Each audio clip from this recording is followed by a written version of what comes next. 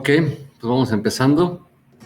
Necesito saber si todos ven en sus pantallas la presentación de PowerPoint, la diapositiva verde con el título El Aikido en la vida cotidiana. Si no la pueden ver, me avisan. Si sí la pueden ver, no hace falta que diga nada. Consideraré, para apoyarnos en esto, consideraré el silencio como un sí. Y entonces, si alguien no la ve, me dice para ver qué podemos hacer, ¿no? Para ir pasando la presentación. Bueno, pues la charla de hoy, a la que humildemente le pusimos conferencia, en realidad no sabía muy bien cómo iba a ser, y ojalá esto sea un poco bastante interactivo. Tiene la idea de pensar, de reflexionar un poco sobre el Aikido y la vida cotidiana. Le he estado dando muchas vueltas desde hace tiempo. Todavía hay cosas en las que no me decido, porque creo que es una pregunta un poco difícil. Y bueno, yo como filósofo, pues estoy muy acostumbrado de repente a ese tipo de preguntas, ¿no? Y la filosofía, ¿para qué sirve? ¿Y esto cómo lo puedes aplicar? ¿Y esto qué utilidad tiene? Y no sé, son preguntas como que van muy a la par de lo que hago, muchas veces de lo que enseño. Entonces eso, estoy acostumbrado a ese tipo de preguntas difíciles. Y bueno, pues no sé, les voy a contar lo que hasta ahorita llevo reflexionado, por decirlo así. Número 1, me gustaría empezar con una diferencia que a mí me parece sumamente importante y muchas veces poco estudiada, de la forma en la que los occidentales organizamos las cosas y cómo las organizan en general en Oriente. Nosotros podemos fijarnos en algunos detalles. Vamos a partir como que de una observación más o menos empírica, histórica. Número 1, si se fijan, la historia de Occidente es una historia, la historia del pensamiento occidental es una historia de pensadores, ¿no? Es una historia que tenemos con grandes nombres y muchas figuras. Cualquiera que sea la historia del arte, la historia de la filosofía, la historia de la sociología, la historia de la psicología, la historia de las matemáticas, la historia de la física, la historia de la biología, siempre son un montón de gente que está haciendo cosas. Y cuando volteamos a Oriente, pareciera ser que no es así. Pareciera ser que, nos damos cuenta que no es así. Nos damos cuenta que tenemos algunos personajes, muy pocos personajes, ¿no? Y no es solamente una falta de información que tengamos los occidentales. Cuando nos metemos, tratamos de indagar a fondo el pensamiento oriental, no encontramos muchos nombres. Encontramos a Confucio, encontramos a Buda, encontramos a Lao Tse, encontramos así a varios personajes, y no encontramos como que esa gran proliferación hasta más o menos el siglo XIX, ¿no? De autores. Y esto, hasta donde mis estudios llegan, se debe principalmente a dos cosas. Número 1, que el pensamiento oriental se desarrolla en primera instancia de manera un poco más secreta que el pensamiento occidental. En el pensamiento occidental, el tener ideas, el crear teorías y demás, implicaba inmediatamente tratar de exponerlas, ¿no? Y en esa exposición, pues todos sabemos que a muchos les costó la vida o la libertad por andar exponiendo o por andar diciendo ideas que no eran muy populares en su época. Pero bueno, lo importante era eso, ¿no? Hacer públicas las ideas, ser personajes públicos de alguna manera. Y entonces darnos crédito de esas ideas, darle crédito a otras ideas, y así fue como se fue desarrollando Occidente. Oriente se desarrolla de una forma un poco más cerrada. La sabiduría, los textos fundamentales, las ideas, se dan más bien en pequeños grupos cerrados, ¿no? Se transmiten en pequeños corpus cifrados. No hay muchos textos, y los textos tienen esta característica de estar como que codificados, ¿no? Que no cualquiera los puede entender. Esto nos pasa, por ejemplo, a los de Aikido, cuando leemos, pues no un manual, pero por ejemplo las cosas que vienen en nuestra libreta, ¿no? Un poco las técnicas y ese tipo de cosas están medio cifradas, ¿no? No es un manual que un externo pueda leer y dice, hoy sí ya aprendí las técnicas de Aikido. No, son nada más como que pequeñas pistas para acordarnos de lo que de lo que es la técnica, ¿no? Entonces decimos, sí, Irimina, de que es en esa que entras de frente, pegas el hombro y luego tiras hacia atrás, ¿no? Bueno, pues un no iniciado no sabría lo que significa esto, pero alguien que ya ha practicado le sirve para, sí, claro, ya me acordé de esto, ¿no? O tenemos ciertos nombres clave, ¿no? Haces Irimi, luego haces Tenkan, después pasas por abajo del brazo, después haces Tsuki, y entonces vamos entendiendo nosotros nuestra terminología, y alguien que no está inserto, pues no se puede. Entonces había como que estos pequeños grupos herméticos, y mucho de lo que se pensaba, mucho del pensamiento, se le atribuye a un pensador cuando en realidad es el producto de un colectivo, ¿no? De varias personas. En Occidente tenemos varios ejemplos de eso, ¿no? El más claro que yo creo que todos conocemos es la famosa Ilíada y la Odisea. Todos se la achacamos a un personaje que es Homero, pero está más que sabido, yo espero que aquí todos lo sepamos, está más que sabido que él no la escribió, ¿no? O que si él la escribió, él no la inventó toda. Era una obra que se repetía en la tradición oral, se iban repitiendo los versos y poco a poco se le fueron acumulando versos hasta que Homero lo que hizo fue ponerla en papel y entonces dejarnos la versión definitiva. Otros casos, un caso muy interesante también que luego no se conoce, pero nosotros en filosofía lo tenemos muy claro, es el caso de Aristóteles. Los libros de Aristóteles también. Número uno, Aristóteles en realidad jamás escribió. Aristóteles no era una persona que se sentaba a escribir. Aristóteles se llevaba a sus alumnos al parque, se ponía a dar vueltas en el parque y platicaba con ellos. Lo que tenemos como los libros de Aristóteles son en realidad los apuntes de los estudiantes de Aristóteles, que fueron ordenados no durante la época de Aristóteles, sino hasta hasta la Edad Media, por un señor que se llama Andrónico de Rodas. Él fue el que agarró todo el bonche de apuntes y los juntó y los fue haciendo libros.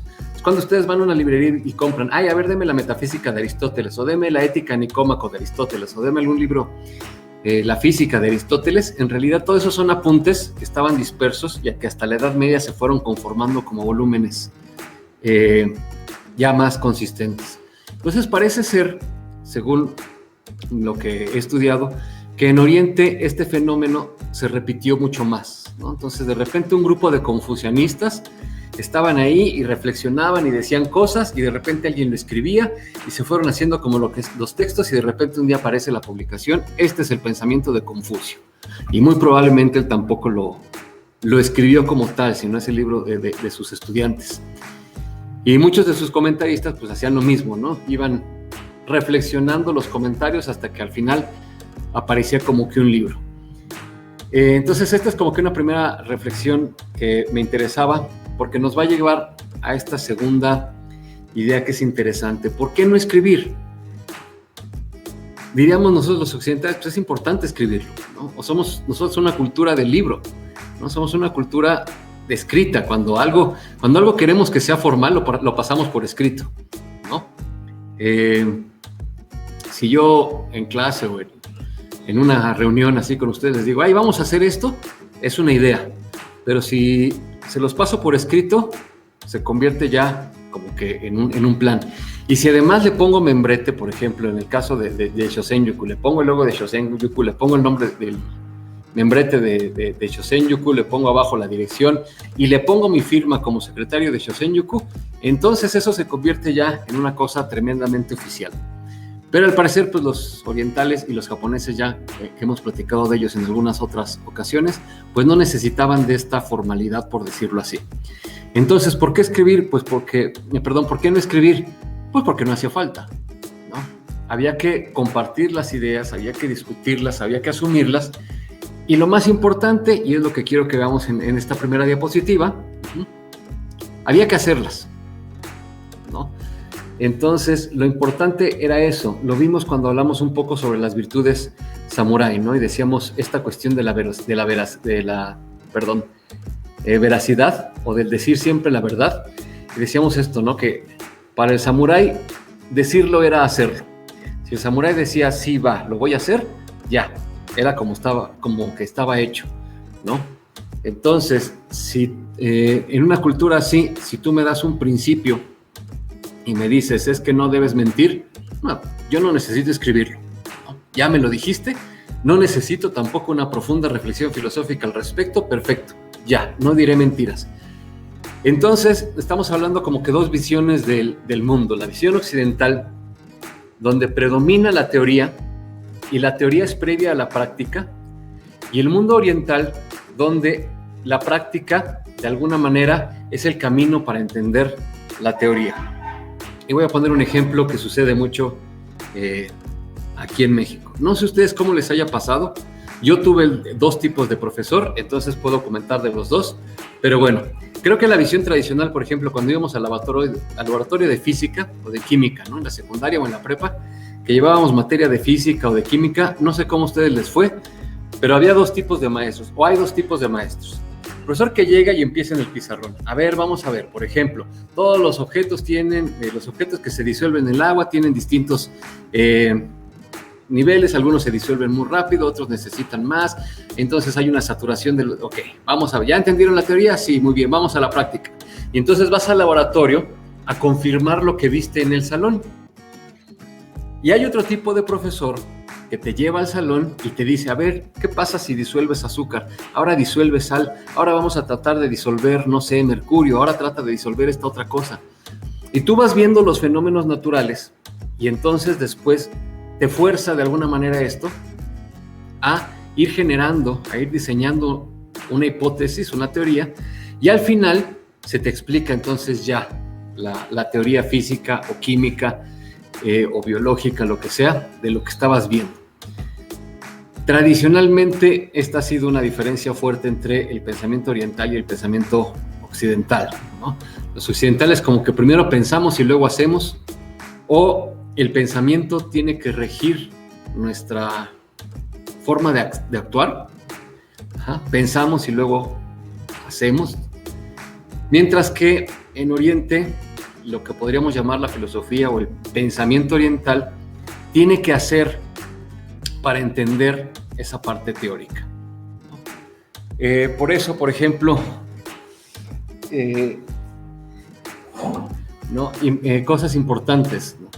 Vemos en la cultura japonesa esta pasión por las cosas, ¿no? Por sentarse a tomar el té, como el té tiene toda una tradición y tiene todo un conjunto de normas, y es una ceremonia tardada, pero además te ayuda a disfrutar completamente del té. No es nada más así como que tomártelo y ya, no, sino que implica un protocolo y demás.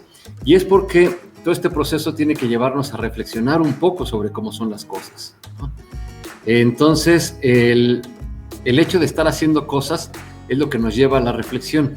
No están peleados, en ambas partes hacemos las dos, pero predominantemente el pensamiento oriental fue así. ¿Y a qué quiero llegar con todo esto? Justamente a que una de las formas en la que pienso esto del Aikido, como cuál es su utilidad o cuál es su función en la vida cotidiana, justamente es eso, más que una idea nada más de reflexionarlo o que tengamos una teoría, es justo la práctica de lo que estamos haciendo todos los días, lo que tiene que llevarnos a nosotros a una reflexión profunda, ¿no? Entonces, en ese sentido, esta práctica no tendría sentido si no practicáramos Aikido los que estamos aquí. Ajá. Consiste justamente en tratar de entender que lo que hacemos tiene una capacidad de expandirse fuera del tatami, ¿no? Y bueno, eso ya me inspiró, y parte de lo que les voy a decir ahorita, espero que a finales de mes esté en blanco y negro. Ya les haré saber si logro ser lo suficientemente disciplinado como para publicarlo. Pero bueno, entonces más o menos esta es la idea, ¿no? Es decir, no hay, o en Oriente no diríamos que hay una filosofía detrás del Aikido, sino que el Aikido propiamente, con sus movimientos, con su quehacer, con el manejo del cuerpo, con el manejo de las armas, con el manejo de la energía, con el manejo de nuestros compañeros, es en sí misma ya una filosofía. Ajá, una filosofía que se expresa con el cuerpo, que se expresa con el quehacer. Y entonces nuestro trabajo ahorita es como que discernir eso que está detrás de esto, ¿no? Y por eso ponía este ciclo, ¿no? De la teoría a la práctica y de la práctica a la teoría, ¿no? Entonces, de la teoría a la práctica es lo que hacemos los occidentales. Pensamos primero y después nos preocupamos por saber cómo ejecutarlo, mientras que los otros primero lo ejecutan y después esa ejecución les ayuda a reflexionar cómo funciona el mundo. Y en ese sentido, se me ocurren dos posibilidades, ¿no? ¿Cómo responder a esta pregunta de cómo llevamos el Aikido a la vida cotidiana o qué me aporta el Aikido en la vida cotidiana? Se me ocurren dos posibilidades. Número uno, que sería como que la más obvia, la más evidente, y por lo mismo va a ser la segunda que trabajaré. El Aikido como algo que aprendo, como las técnicas que aprendo, que podría yo aplicar en la vida cotidiana, ¿no? Es decir, mi trabajo práctico, técnico del Aikido, estar en el tatami, hacer tenkan, hacer ukemis y demás, y eso llevarlo a la vida cotidiana. Bien, eso a veces hasta parece obvio, ¿no? Por ahí luego les subo videos, un poco de broma, pero también para que juguemos con eso, ¿no? De cómo, el último que le subí, ¿no? De cómo el ukemi puede salvar tu vida. Está gracioso, pero al final de cuentas eso lo hemos dicho en el dojo, ¿no? Si te caes hacia atrás, el aprender a hacer ukemi, el meter la cabeza, voltear a ver tu ombligo, evitará que si te caes de espaldas te pegues en la cabeza y te puedas lastimar, ¿no? Entonces esa es la parte como que más obvia, pero creo que también tiene cierta profundidad y la voy a dejar en segundo lugar. La parte que me parecería más interesante es que del Aikido como arte marcial podemos extraer algo que sería el Aiki, o la filosofía del Aiki, o el pensamiento del Aiki, o los principios del Aiki, y cómo estos se expanden más allá de lo que hacemos en el entrenamiento y se aplican de formas distintas a la vida cotidiana. Creo que ese es el que se me hace más interesante de analizar, ¿no? De reflexionar. Entonces yo digo, a ver, ¿cuáles son los principios de la filosofía del Aiki? ¿Qué significa Aiki? Todos sabemos que Aiki significa unir energías. Y ya tuvimos una charla anterior sobre esto que significa unir energía, ¿no? Desde qué significa el Ki, que puede significar desde luz eléctrica, ¿no? La electricidad de las casas, se puede significar temperamento y demás. Se usa para muchas cosas el término Ki. Entonces la filosofía del Aiki de unir el Ki con la otra persona o unir el Ki con otra cosa, ¿qué puede significar? Bueno, creo que el primer principio del Aikido todos nos lo sabemos. Tenkan, ¿no? Voltear a ver al mismo lado. Todas las técnicas, por lo menos como nosotros las hacemos, y por lo menos en la última etapa de trabajo de Sensei Taguchi, no sé si por ejemplo a ti, Agustín, te tocó el cambio del Irimi Nage, en que el Irimi Nage tienes que a fuerza voltear, el primer movimiento tienes que voltear al mismo lado que el oponente, que cuando yo entré a entrenar no lo hacíamos así, y fue como que una adaptación que hizo después para justamente que el Aikido combinara con esta idea del voltear a ver al mismo lado. Entonces, ok, empecemos por eso. ¿Qué significaría voltear a ver al mismo lado? Sensei siempre pone un ejemplo muy bonito, ¿no? Si estamos frente a frente hay confrontación, porque yo veo el mundo de aquí para allá y ustedes ven el mundo de allá para acá. Y si yo me pongo en su lugar, si volteo, ahora ya veo el mundo igual que él y ya puedo seguir mi camino junto con él. Metafóricamente, pues está muy bonito. En la práctica parece que no está tan sencillo. Sin embargo, creo que sí es aplicable. Y en algún momento, cuando me dedicaba a dar clases de lógica, entre mi formación previa y lo que iba aprendiendo del Aikido, fui aprendiendo un poco cómo utilizar esto. ¿Qué significa voltear a ver al mismo lado? Pues justamente eso. En México tenemos una expresión que lo ejemplifica muy claro, ¿no? Ponte en los zapatos del otro. Vamos a entender la posición del otro. Cuando daba clases de lógica y posteriormente cuando daba clases de ética al mismo grupo de alumnos, les dejaba un ejercicio que era No sé ustedes qué opinen. Para mí se me hacía tremendamente divertido, pero creo que también era en cierto sentido hasta medio fatal. Los chicos tenían que ir con sus papás y hacerles una simple pregunta que tuviera que ver con algo que les prohibían. Por ejemplo, si sus papás les obligaban a llegar a las 2 de la mañana a su casa, entonces tenían que preguntar por qué a las 2. Y su única tarea era indagar las razones por las cuales tenían que llegar a las 2 de la mañana. O sea, ¿por qué no a la 1:30? ¿Por qué no a las 2:30? ¿Por qué no a las 3? Ajá. ¿Qué había en la mente de sus papás? Ajá. Para pedirles la hora. Podían ser las 2, las 3, no importaba qué hora tus papás te dijeran que tenías que regresar. Lo importante era eso, ¿no? Y parte de la tarea tiene que ver con el segundo enunciado, pero me regreso al primero. La idea era eso, que los alumnos trataran de entender cuáles eran las razones por las cuales sus papás no los dejaban salir a ciertas horas o los hacían llegar temprano, o con ciertas personas no, con ciertas personas sí. Porque normalmente, y esto sí lo podemos ver, ahí es donde entra este principio de la oposición, ¿no?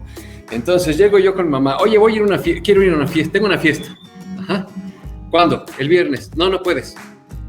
Ajá. Ok, entonces, número 1, yo llego como llegamos en el Aikido, ¿no? Ofreciendo, ¿sí? Entonces, tengo una fiesta. Yo llego en plan de ofrecer. Y lo que recibo es un rechazo. Entonces, eso a mí psicológicamente, a mí humanamente, creo que todos los seres humanos hacemos esto. Pues en el momento en el que nos dicen que no, inmediatamente nos aferramos con más fuerza a nuestra idea. Y decimos, ¿cómo que no me vas a dejar ir? Entonces, sí, mira, es que es una fiesta, es mi amigo, es el que ha sido mi amigo toda la vida, no puedo faltar, es la fiesta más importante. Y entonces, sucede lo mismo. Como yo ya me aferré a lo mío, la otra persona ya no va a dejar su posición y pues se va a poner más fuerte. No, pues no vas. No vas y no vas y no vas. Y es que yo si quiero ir, pues es que no vas. Si quiero ir, no vas. Y empezamos a pelear, ¿no? La negociación puede ser otra cosa, puede ser la hora, ¿no? Sí, pero estás aquí a las 12 de la noche. No, si a las 12 apenas está empezando, déjame a las 3. No, a las 12. Bueno, a las 2. No, a las 12. Y pum. Vamos cerrando posiciones. ¿Por qué? Porque justamente cuando alguien se opone a lo que nosotros decimos, tenemos esta idea de que tenemos que aferrarnos más. En un textito que escribí hace ya muchos años, que espero reeditar estos días de ocio, a ver si nos sirve. Les decía que, por ejemplo, uno de los grandes problemas cuando discutimos, es un manualito para aprender a discutir, uno de los grandes problemas cuando discutimos es justamente eso, ¿no? Que yo llego con una posición y la otra persona toma la posición contraria y entonces inmediatamente empezamos a pelear, ¿no?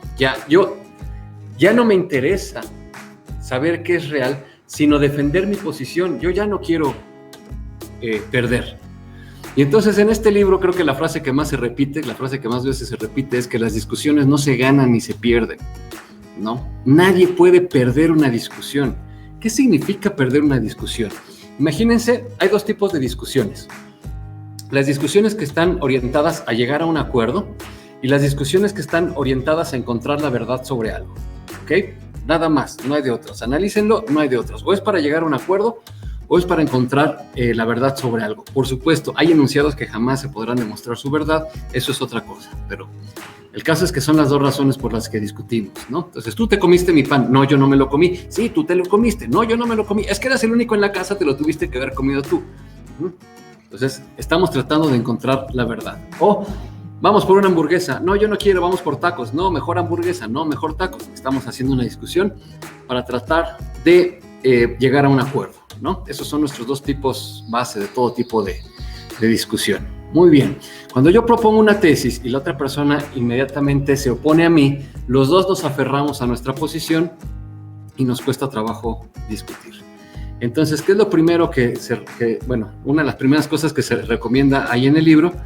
Es justamente esto. A ver, antes de que empieces a discutir, asegúrate de estar entendiendo lo que el otro propone.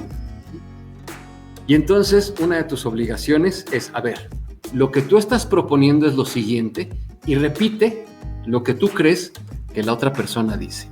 Eso es Tenkan. Eso es voltear a ver al mismo lado. Voy a ponerme en tu posición. Voy a tratar de entender qué es lo que tú defiendes. ¿Ah?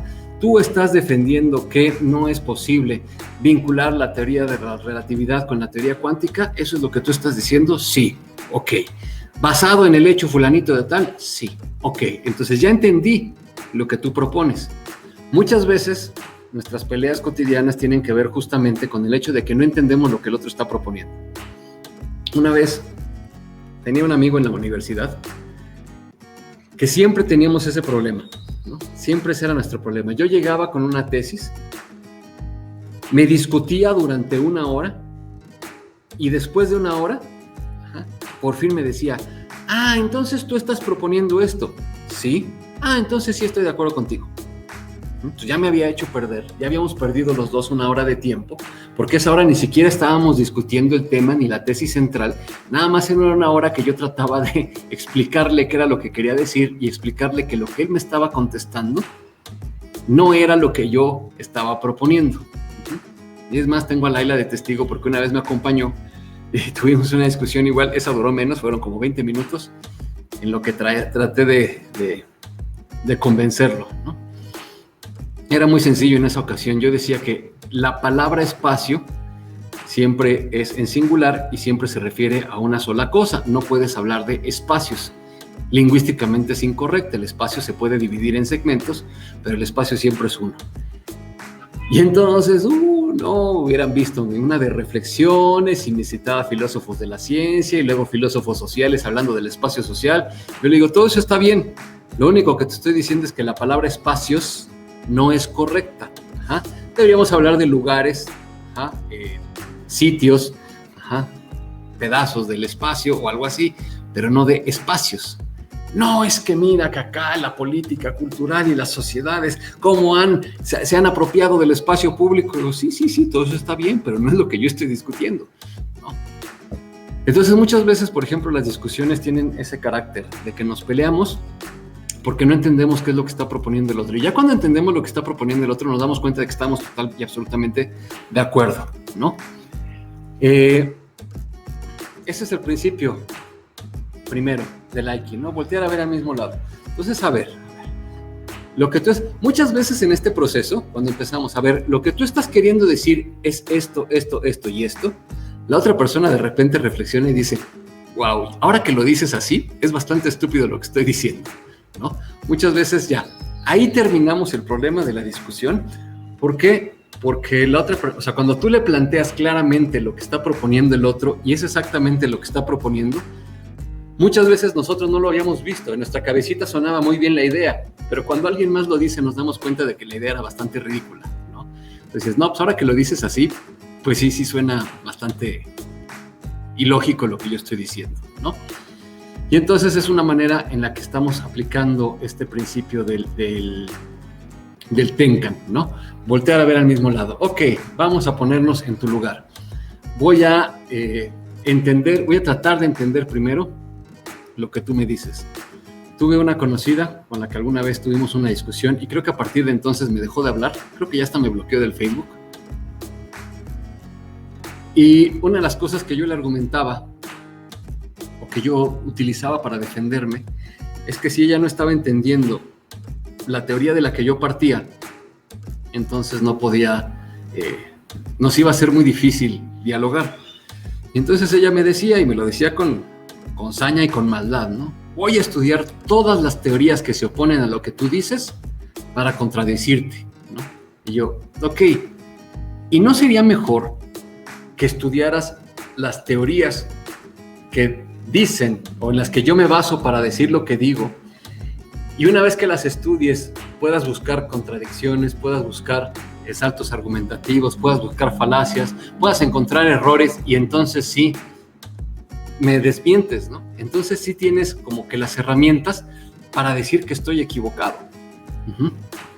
Con mis alumnos en la universidad pasa mucho esto. De repente, sí, es que esto es así. Muy bien, ¿estás seguro? Sí. Bien, ¿puedes decirme por qué es así? Porque lo dice fulanito de tal. Muy bien, pero a ver, acá tenemos a alguien que lo dijo primero, ¿sí? Y el fulanito de tal que tú citas está refutando al primero. ¿Ya leíste el primero? No, no necesito leerlo porque ya leí al segundo, que fue el que refutó al primero.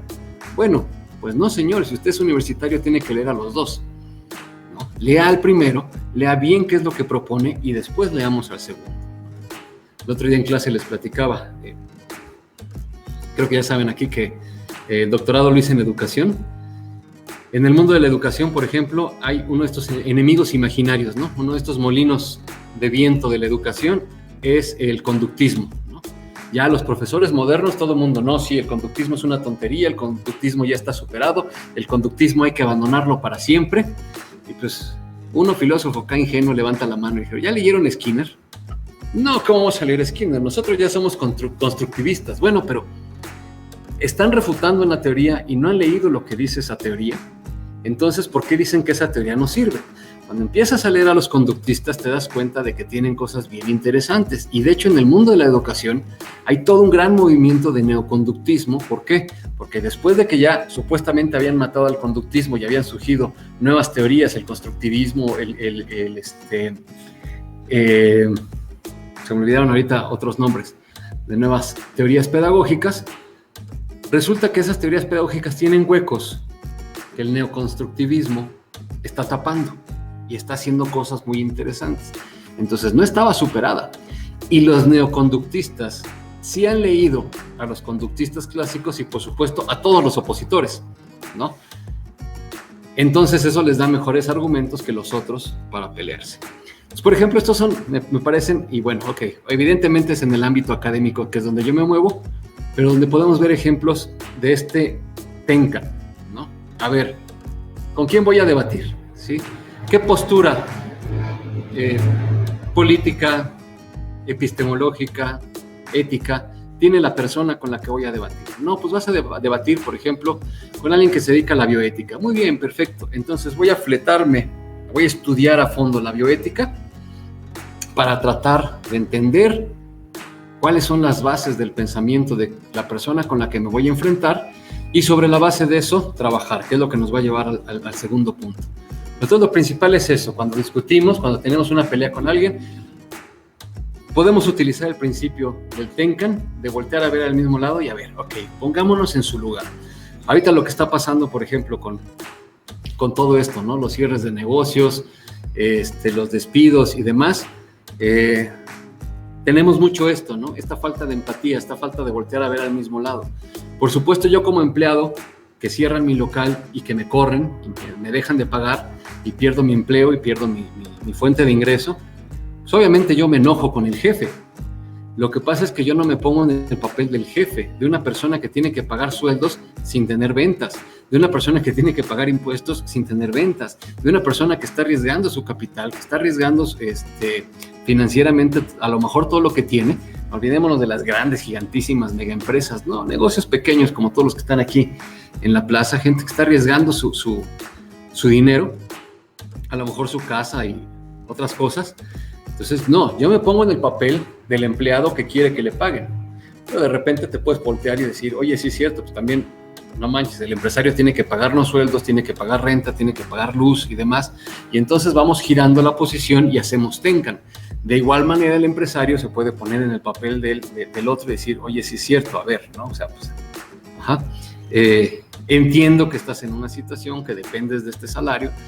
Y cuando hacemos Tenkan, cuando volteamos los dos para el mismo lado, que además si recordamos la técnica de Aikido, Tenkan no quiere decir necesariamente, el Tenkan que hacemos de cuarto Kyu, cuando empezamos a entrenar, cuando hacemos nuestro primer Tenkan, sí es voltear al mismo lado, ¿no? Gyakuhami y pum, me volteo y los dos ya estamos viendo al mismo lado. Pero por ejemplo, cuando hacemos Gyakuhami Shihonage Omote, en la versión principiante, no me volteo yo a ver el lado que está viendo él, ni hago que él se voltee a mi lado, sino que los dos volteamos como que a una tercera opción, ¿no? Él ve hacia allá, yo veo hacia acá, y mi primer movimiento hace que los dos veamos hacia allá, a un tercer lado. Entonces, no necesariamente Tenkan tiene que significar hacer que la otra persona cambie su perspectiva para ver lo mismo que yo veo, sino a lo mejor que los dos veamos en sincronía una nueva perspectiva, ¿no? en filosofía, en historia de la filosofía y en historia del arte, esto de repente es muy, muy obvio. En filosofía de repente teníamos a los racionalistas extremos, a los empiristas extremos, y llega alguien, y entonces genera una nueva teoría que aprovecha lo mejor del empirismo y lo mejor del racionalismo, ¿no? En las corrientes artísticas, ¿no? De repente tuvimos una corriente artística tremendamente barroca, tremendamente adornada, que se volvió muy pesada, y entonces vino la corriente opuesta, muy minimalista, el neoclásico, limpió todo, hizo las cosas muy sencillas, casi sin adornos, y entonces de repente llegan los románticos a echar a perder todo y juntan las dos, y entonces recrean una nueva corriente artística, que es como que juntos, a ver, ok, no nos opongamos, vamos a ver los dos hacia el mismo lado. Ya en las profundidades del pensamiento filosófico, mi gran amigo y mentor, en realidad nunca fue mi profesor, ¿no? Debía felicitarlo hoy, pero creo que no, porque es que nunca me dio clase. Lo conocí accidentalmente y me parece que es el filósofo mexicano más importante de la actualidad.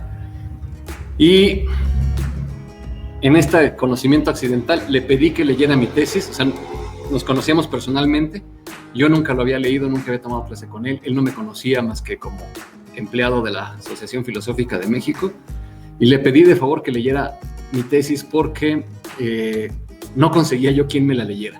Le dije, ya, así de cuates. Y dice, va, pues. Le gustó, estuvo en mi examen, me felicitó y me jaló y me dijo, Luis, estamos haciendo usted y yo lo mismo. Le dije, caray, ¿cómo que lo mismo? Sí, y ya lo empecé a leer y dije, sí. ¿Y qué es lo mismo? Es una filosofía que busca situarse entre dos extremos, ¿no? Positivismo del siglo XIX que nos decía todo es ciencia, todo es absolutamente medible, todo que tiene que ser controlado, variables claras, precisas, bla, bla, bla, bla, bla. Y el posmodernismo que decía al diablo las mediciones, al diablo la ciencia, todo es instinto, todo se vale, todo es construcción social. Y entonces dice Beuchot, y que fue lo que me hizo hacerme amigo de él, no, buscamos un campo intermedio. Es decir, no confrontar, sino que los dos volteáramos al mismo lado y jaláramos un poco de racionalismo, que es bueno, y un poco de posmodernismo, que también es bueno, y lográramos encontrar la combinación perfecta. Por supuesto, llevamos 20 años buscando la combinación, cuesta mucho trabajo, pero ahí andamos, ¿no? Él va muy avanzado, yo en realidad ya empecé a brincar a otras cosas. Él es más posmoderno, yo ya me estoy volviendo un poco más moderno en ese sentido, pero bueno, esa es como que la primera aplicación, ¿no? La filosofía o el principio del Tenkan, ¿no? Voltear a ver al mismo lado, ¿sí? Y que nos lleva a esta segunda base del pensamiento del Aiki, ¿no? Que es la no resistencia.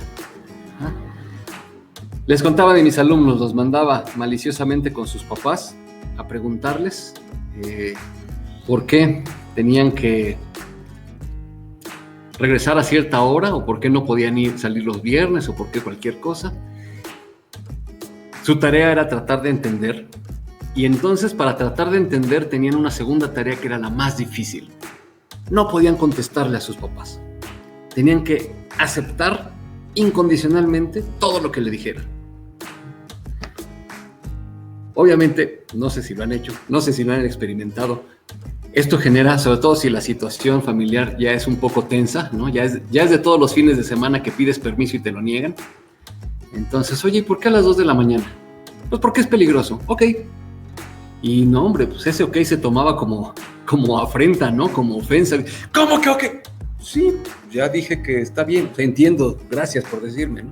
No, pero no sé qué, bueno, pero a ver, ¿podrías profundizar un poco más? ¿En qué sentido es peligroso? ¿Qué te da miedo? ¿Que me secuestren? No, pues es que la ciudad no está... Bueno, sí, pero a ver, dime, no te estoy diciendo que no estoy aceptando, lo que me digas, lo voy a aceptar. Pues obviamente, y sí, luego trabajaba con chicos muy, muy problemáticos, algunos eran maravillosos, otros como todo el mundo tenemos problemas en nuestras familias. Bueno, ahí luego les cuento que mi familia no, mi trauma de la adolescencia fue que nunca me dijeron que no a nada, entonces fui a todas las fiestas que quise ir, y a Six Flags y a Chapultepec, y a donde me invitaran yo iba. Entonces no tuve una juventud rebelde porque no me dejaron rebelarme contra nada, ¿no? Todos me decían que sí, pero bueno, mis compañeros sí tenían que robarse el coche a escondidas y salirse a escondidas. Una vez fuimos por un amigo que se salió por la ventana de su casa, no, ya saben, ¿no? Lo normal de esa época de la vida. Entonces la tarea de estos chicos era no oponerse a ello, aceptar absolutamente todo. Curiosamente la mayoría terminaba castigado, ¿no?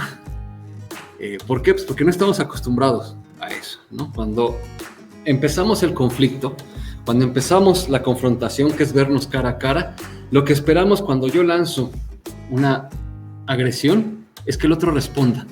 Es cuando el otro no responde, no sé qué hacer. Por ahí hay un video, pero no lo encontré. Lo estuve buscando toda la semana y no lo encontré. Creí que lo había compartido yo en mi muro, pero no fue así, o por lo menos ya no lo encontré. De un chico que trabaja con personas, el tema de bullying, y lo que hacía era justamente eso, ¿no? Tienes que aprender a estar calmado y a no responder. Y si respondes, vas a responder positivamente a lo que te digan, ¿no? Es cuando el otro te grite, estás gordo, ¿no? Tú vas a decir, sí, la verdad, he estado comiendo mucho, estoy ansioso por el encierro, lo que sea, estoy engordando, tienes razón, ya me voy a poner a dieta, no hay problema, ¿no?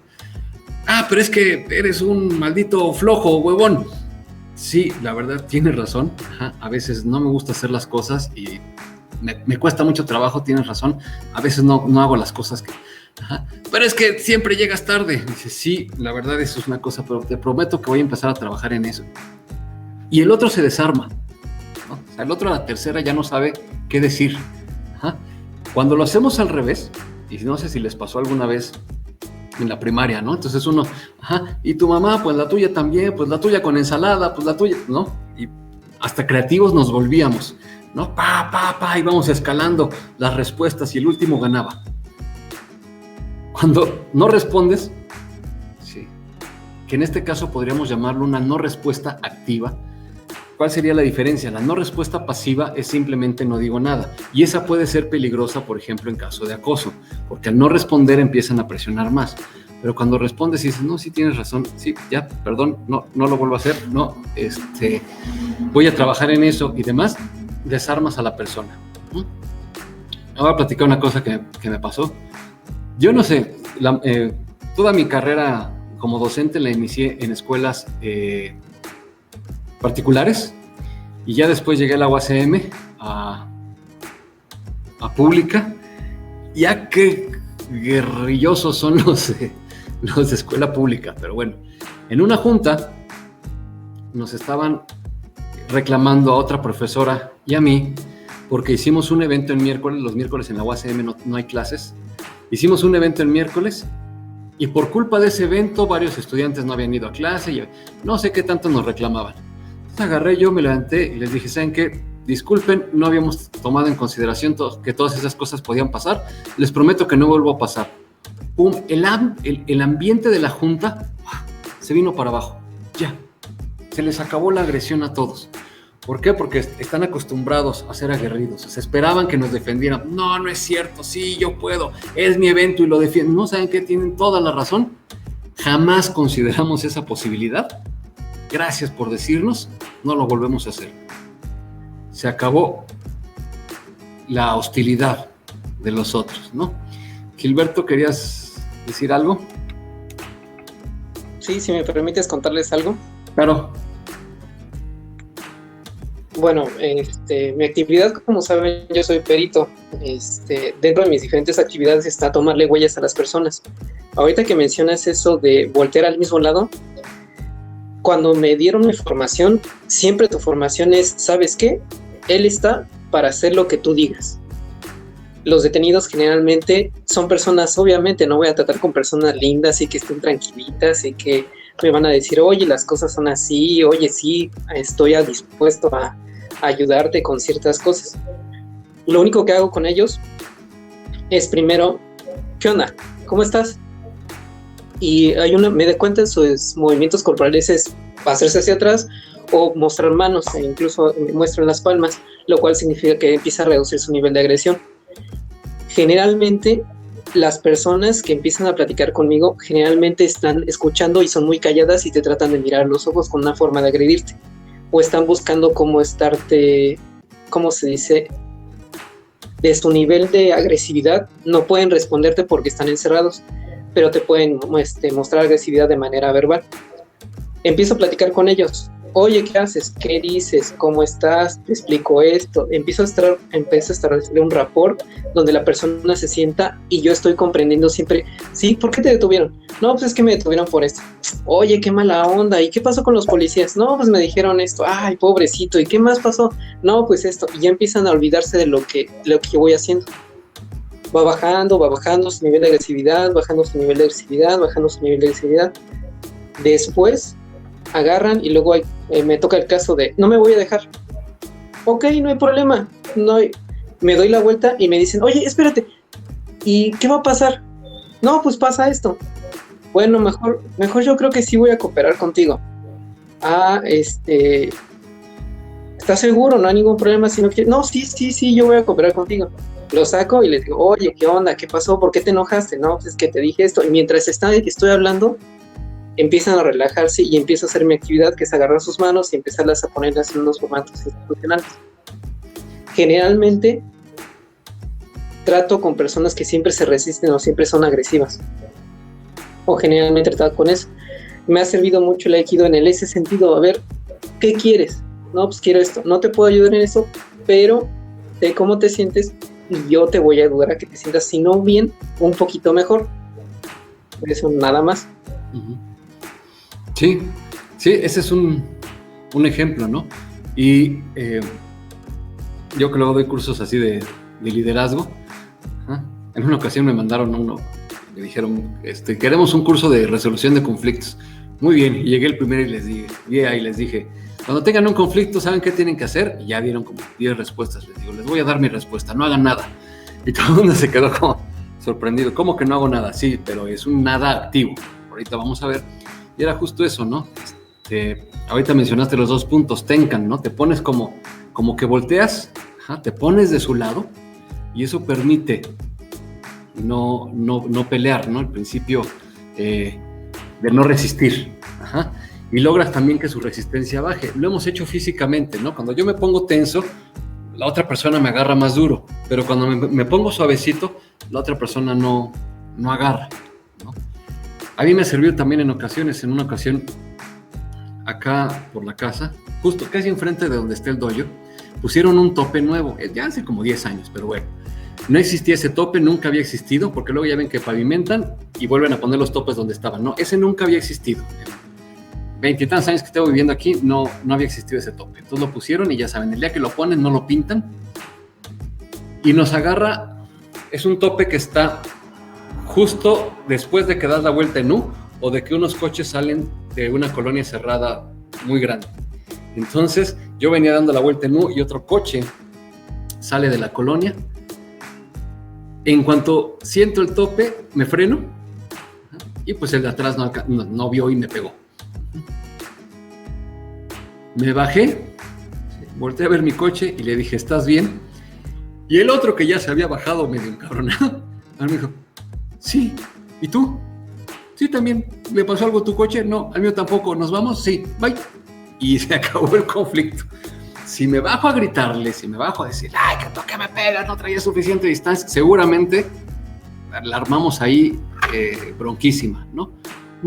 Nada más volteé y le dije, ¿estás bien? Y el otro, de veras, se le notó su cambio, porque se nota, ¿no? Físicamente. Sí, ¿y tú? También, ok, bye. Se acabó, ¿no? Entonces, creo que estos son ejemplos igual, ¿no? De cómo podemos hacerlo. En el caso de la discusión que les platicaba hace rato en el librito también, no sé si ustedes han leído, si no, pues es una lectura súper recomendable, es cultura general, los diálogos de Platón, y léanse cualquier cosa con el fastidiosísimo señor Sócrates, haciendo mayéutica a todo mundo, ¿no? Ajá. Oye, Hitias, tú que eres tan sabio, dime qué es la belleza. La belleza, Sócrates, es una mujer hermosa, ¿no? Ay, hombre, Hipias, tú sí eres bien inteligente y bien, oye, pero entonces no puede haber cosas hermosas que no sean mujeres. No, sí, perdón, no estaba entendiendo que eso me estabas queriendo preguntar, ¿no? La belleza significa lo útil. Dice, hombre, Hipias, eres maravilloso, ¿no? Me encanta tu respuesta, pero deja de pensar, una cuchara de oro es más bonita que una de madera, y la de madera es más útil que la de oro. Entonces, perdóname, a lo mejor el tonto soy yo y no está entendiendo. Sócrates, es que me agarraste distraído, pero espérame, ahorita te explico. Y así se trae vuelto loco a medio Grecia, el condenado de Sócrates, por eso lo mataron, por eso lo condenaron a beber la cicuta.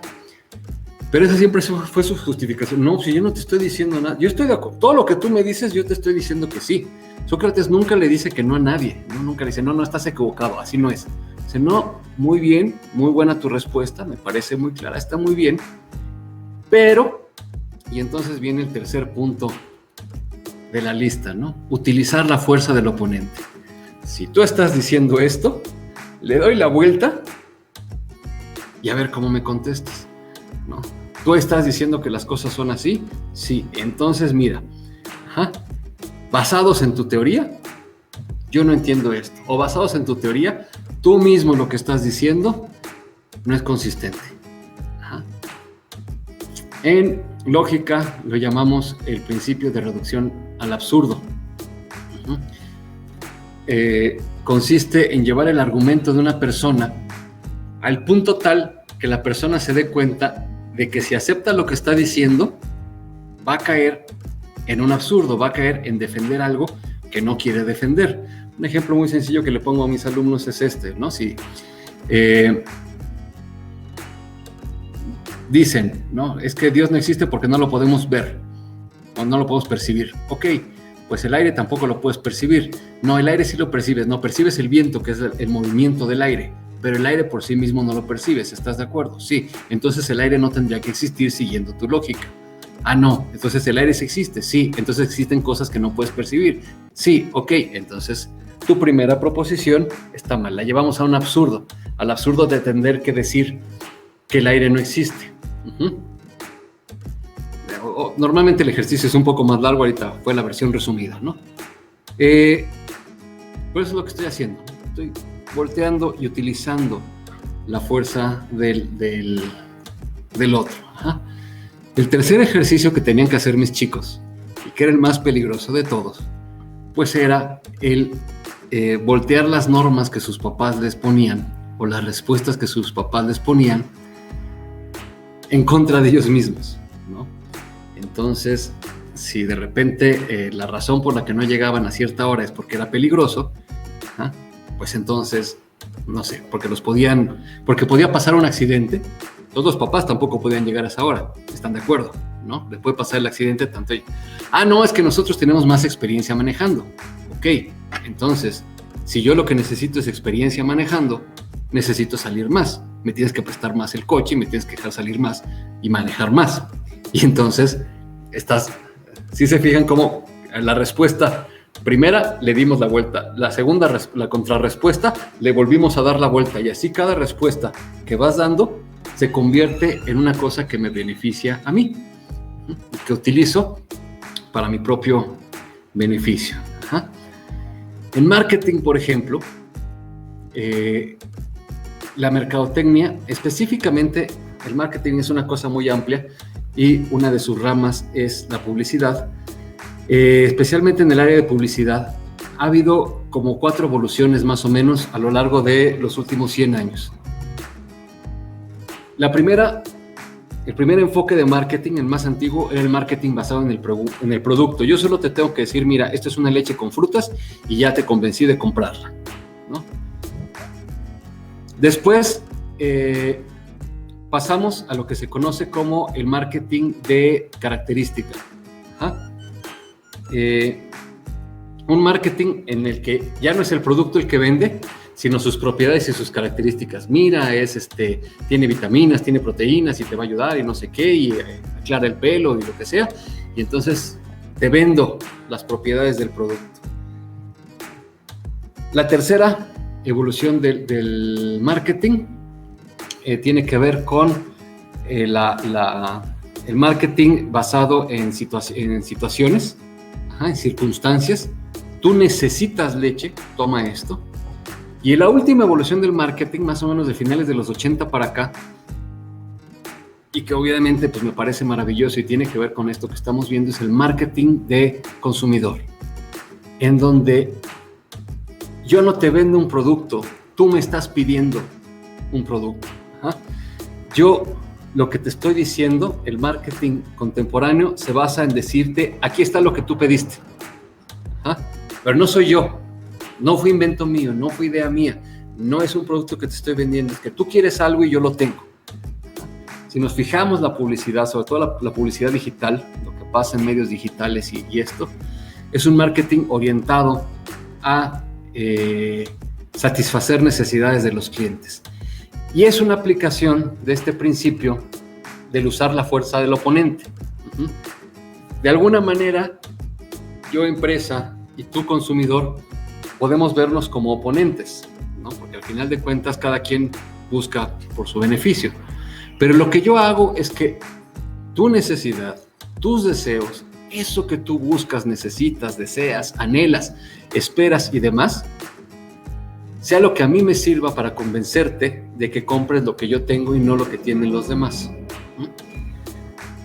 Entonces, por ejemplo, el nuevo marketing se basa principalmente en estudios de mercado, y especialmente en estudios de redes sociales, lo que se llama el Big Data, ¿no? Analizar todas las interacciones que hacen los usuarios, por ejemplo, con los datos. Entonces, cada vez que yo le hago clic en me gusta a una publicación o le hago clic en un anuncio que me llamó la atención, Facebook registra, ¿no? Varón, 47 años, con doctorado, viviendo en la Ciudad de México, en el área de Coyoacán, a las 8:09 de la noche, le dio clic a este anuncio y estuvo 15 segundos observando el anuncio. Y esa información es muy valiosa porque nos empieza a decir qué es lo que quiere la gente, qué le gusta, qué no le gusta, qué le llama la atención. Y yo como mercadólogo puedo generar una estrategia. Y aquí quiero hacer un pequeño paréntesis teórico. Estrategia es un término que utilizamos a veces muy de forma, ¿cómo decirlo? Muy a la ligera. Sobre todo desde que apareció una cosa que se le llamó planeación estratégica. Todo el mundo ya habla de estrategias y tenemos la Estrategia Nacional de Seguridad y la Estrategia Nacional de Lectura y todos son estrategias. De hecho, ya muchos libros de planeación estratégica me choca porque hacen una distinción, ¿no? La planeación no estratégica es la que está mal hecha y la estratégica es la que está bien hecha. Bueno, no. La estrategia tiene que ver con una cosa muy, muy clara, ¿sí? Hay un punto fundamental para que algo sea pensamiento estratégico y es que yo tengo que pensar por el otro, ¿sí? Mi pensamiento tiene que adelantarse al pensamiento de otra persona. Por eso el ajedrez es estrategia, ¿no? No sé si ustedes juegan ajedrez, yo confieso, soy muy malo, pero lo sé jugar. Una cosa no lleva a la otra.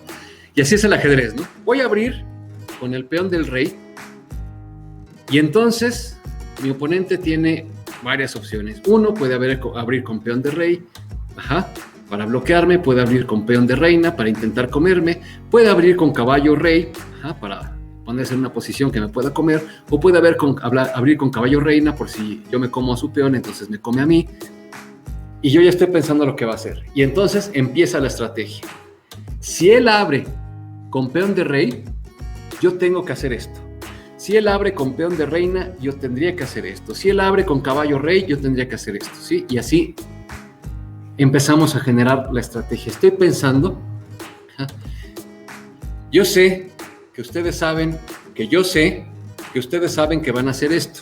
Y entonces yo voy a hacer esto basado en que ustedes saben que yo sé que ustedes saben que voy a hacer esto. ¿Sí? ¿Confuso? Sí, pero esa es la estrategia. ¿No? Eso es lo bonito de la estrategia. Por eso hay muchas cosas que son estrategias. En el box o en general en las artes marciales, por eso existe siempre la finta, ¿no? Casi todas las artes marciales, creo que en el aikido no, porque es estrictamente defensiva, tenemos la finta, ¿no? Cuando hacemos boxeo, casi siempre mi mano no dominante, que es la izquierda, los que somos diestros, por eso está adelante y tira un golpe que raras veces, si a ustedes les gusta el box, lo sabrán, raras veces el jab, el golpe con la izquierda, es el definitivo. Casi siempre es un golpe que busca distraer mover la guardia del otro, y cuando ya bajó la guardia, cuando ya subió la guardia, pego por abajo. Si bajó la guardia, pego por arriba. Si lo estoy pegando y cierra, cuando baja para ver, entro con otra mano. Y lo que estoy haciendo es esta idea de finte golpe, ¿no? Quiero que él crea que le quiero pegar con esta mano y en realidad lo que lo intento es noquear con esta mano. Yo que practiqué esgrima mucho tiempo, así era. Nunca das la estocada final, ni en el primero ni en el segundo golpe. El primero y el segundo golpe, el primer y segundo movimiento siempre van encaminados a que tu oponente se tenga que defender y que en esa defensa espere un tercer movimiento que no es el que tú vas a hacer. Entonces, por ejemplo, hacíamos cosas que no son trampas, es parte de tu estrategia. Entonces, por ejemplo, yo siempre haces una combinación, ¿no? Cuarta, sexta, cuarta. Ok. Cuarta, sexta, cuarta. Muy bien. Cuarta, sexta, cuarta. Y de repente, cuarta, sexta, primera. Y entonces, ¿qué sucede? El otro ya se acostumbró, ¿sí? Que cuando tú tiras una combinación cuarta, sexta, la siguiente es una cuarta, ¿no? Y la tercera vez o la cuarta vez no haces eso.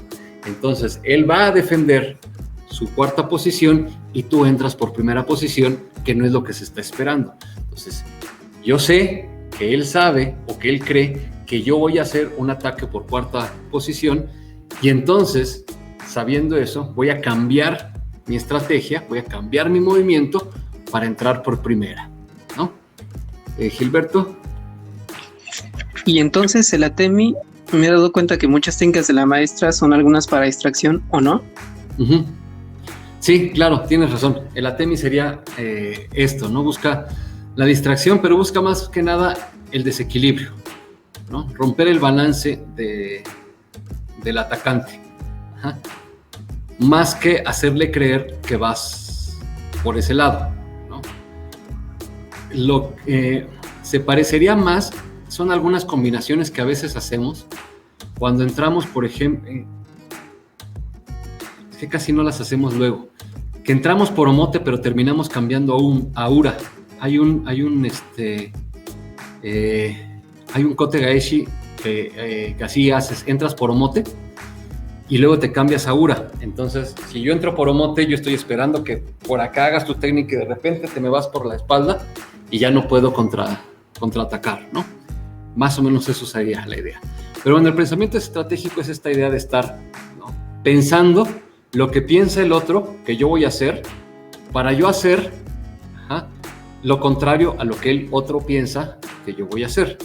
Entonces, se oye complicado, pero cuando haces modelos lineales o matemáticos es un poco más sencillo de entender lo que es la estrategia, ¿no? El pensamiento estratégico. Y esto va a la par de eso, utilizar la fuerza del oponente. Hace poco vimos una película. Si no la han visto, les recomiendo que la vean para no spoilearles el asunto. No recuerdo cómo se llaman, Los Estafadores, o es con Will Smith.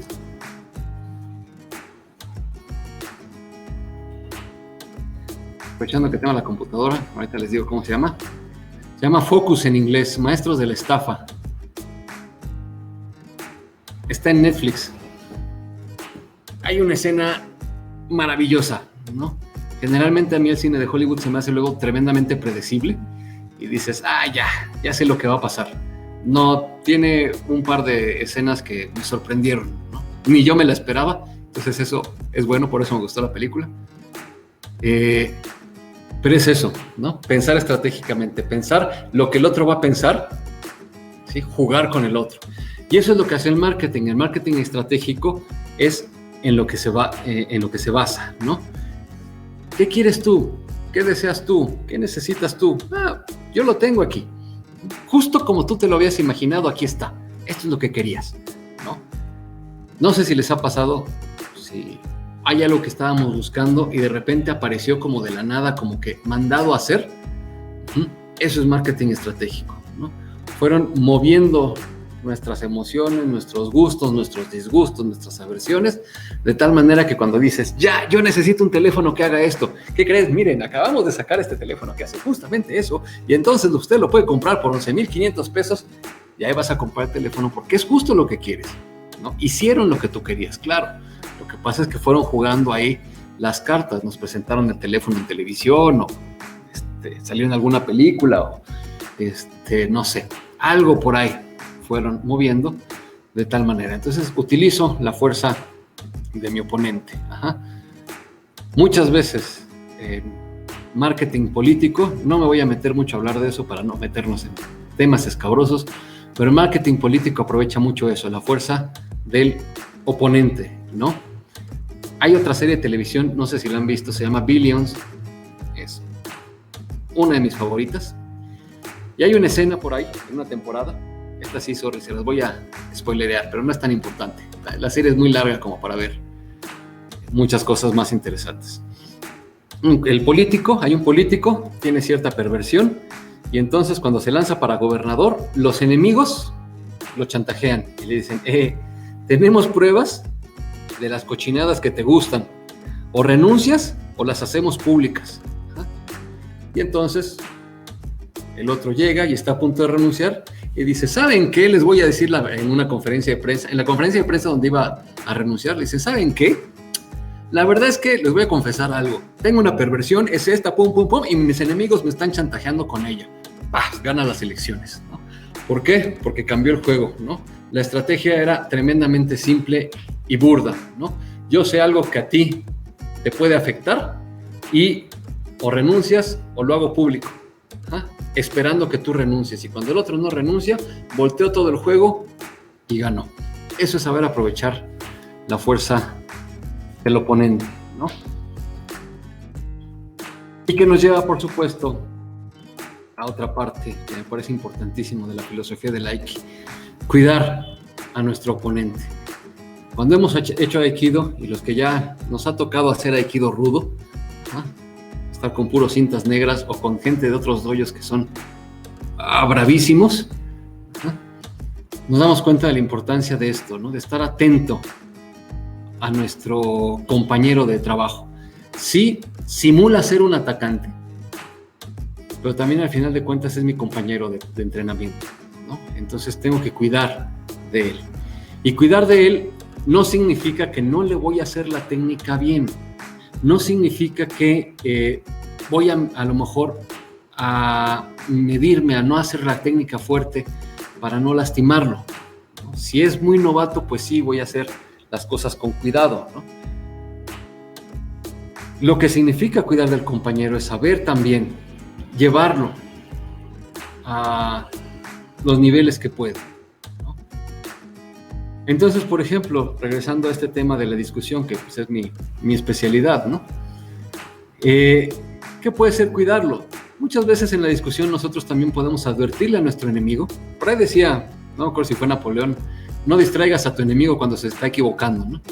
Bueno, pero en ocasiones podemos ser condescendientes, ¿no? Y eso nos va a dar puntos en la misma discusión.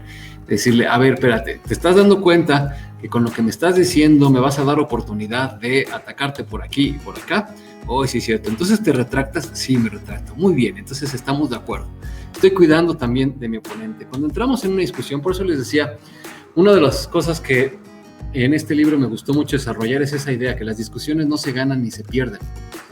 Si estamos discutiendo para encontrar la verdad y encontramos la verdad, pues los dos ganamos, ¿no? A fuerza. Y si estamos discutiendo para llegar a un acuerdo y los dos llegamos a un acuerdo, pues nadie perdió, los dos ganaron. Entonces vamos cambiando la imagen de lo que significa discutir, y entonces es cuidar al otro. A ver, tú estás proponiendo estas cosas. Si proponemos esto, vamos a terminar así, ¿te das cuenta de eso? No lo hago por mí, no es por ganarme yo, no es por ganar yo la discusión, es porque lo que tú estás diciendo corre estos riesgos. ¿Te das cuenta de eso? Sí, perfecto, podemos continuar. Cuidar del otro. La filosofía creo que es parte fundamental de lo que es el Aiki, por eso unimos la energía, por eso juntamos las cosas hacia el mismo lado. Pero insisto, no significa que voy a hacer a lo mejor demasiado suave las cosas. Al principio, con los novatos luego sí somos medio suavecitos, ¿no? Pero ya después, cuando agarramos confianza, ya vamos haciendo las cosas más duro, pero con cuidado, ¿no? Y eso es, por ejemplo, lo que pasa cuando como jefes cuándo como profesores, de que se festeja el día, cuándo como parejas, cuándo como padres, tenemos que llegar al horrible momento de regañar a alguien, ¿no? Cuando jefe, sí, todos nos pasa, la primera vez que somos jefes queremos ser el jefe chido, ¿no? Buena onda todos. Y cuando se nos empiezan a subir a las barbas, pues entonces ya no sabemos qué hacer. Y llega ese terrible momento en el que tienes que regañar a tu alumno, tienes que regañar a tu empleado, tienes que regañar a tu hijo. Y lo hacemos con cuidado. Con cuidado no quiere decir a lo mejor que no le grito, o a lo mejor que no soy fuerte y severo con el castigo. A lo que me refiero es que no estás castigando, o tenemos que evitar, por ejemplo, como jefes, es muy importante sobre todo, también como familiares y demás, pues no castigas con odio. No es que me hiciste enojar, te odio y te voy a castigar en este momento, sino que el castigo sabemos, o el regaño sabemos que tiene una función pedagógica. Me brinqué una cosa, ahorita me regreso. El castigo tiene una función pedagógica, ¿no? Una función de que entiendas lo que estuvo mal y lo corrijas. Pero a todos, la primera vez que castigamos, yo me acuerdo de la primera vez que tuve que castigar a mis alumnos, sí, pues fue bastante triste, ¿no? Yo quería ser ese profesor de película que inspira a todos y que, sí, todos aman al profesor y lo cargan al final de la película.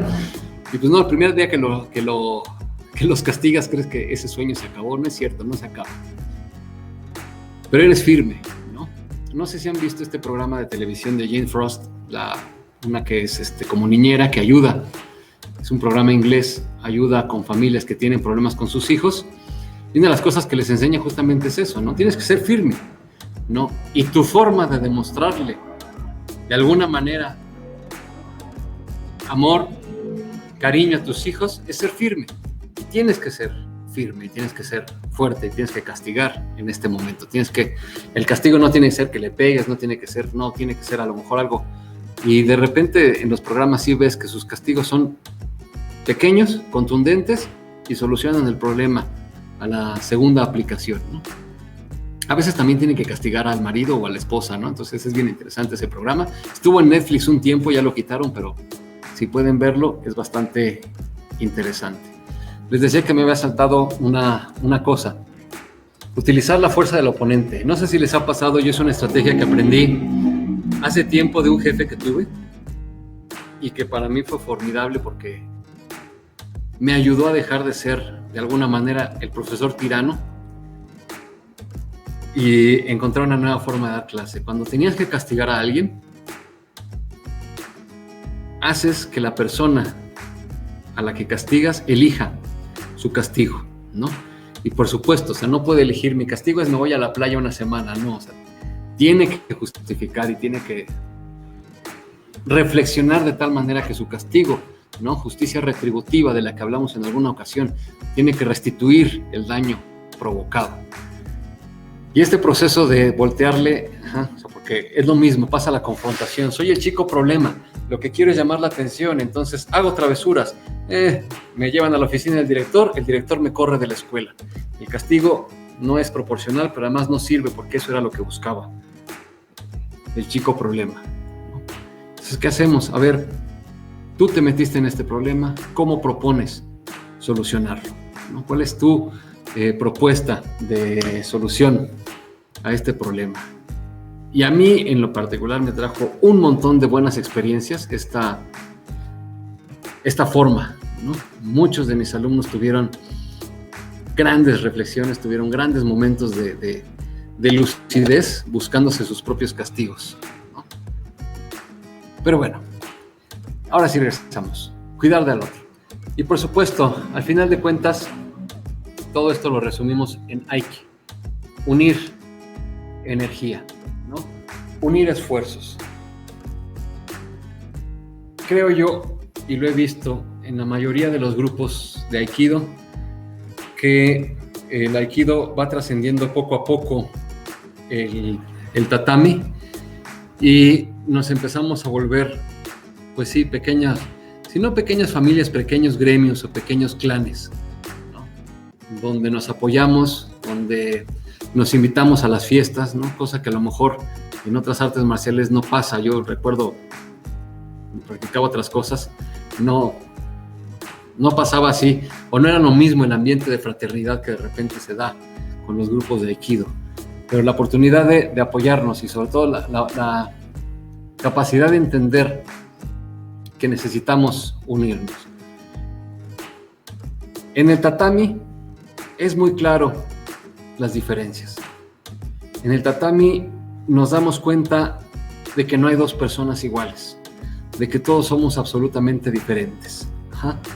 De que están los más pesados, de que están los menos pesados, de que están los más rudos y salvajes, de que están los más amables y condescendientes, ¿no? Los que no te quieren lastimar, los que te piden perdón cada vez que hacen una técnica, te ayudan a levantarte y demás.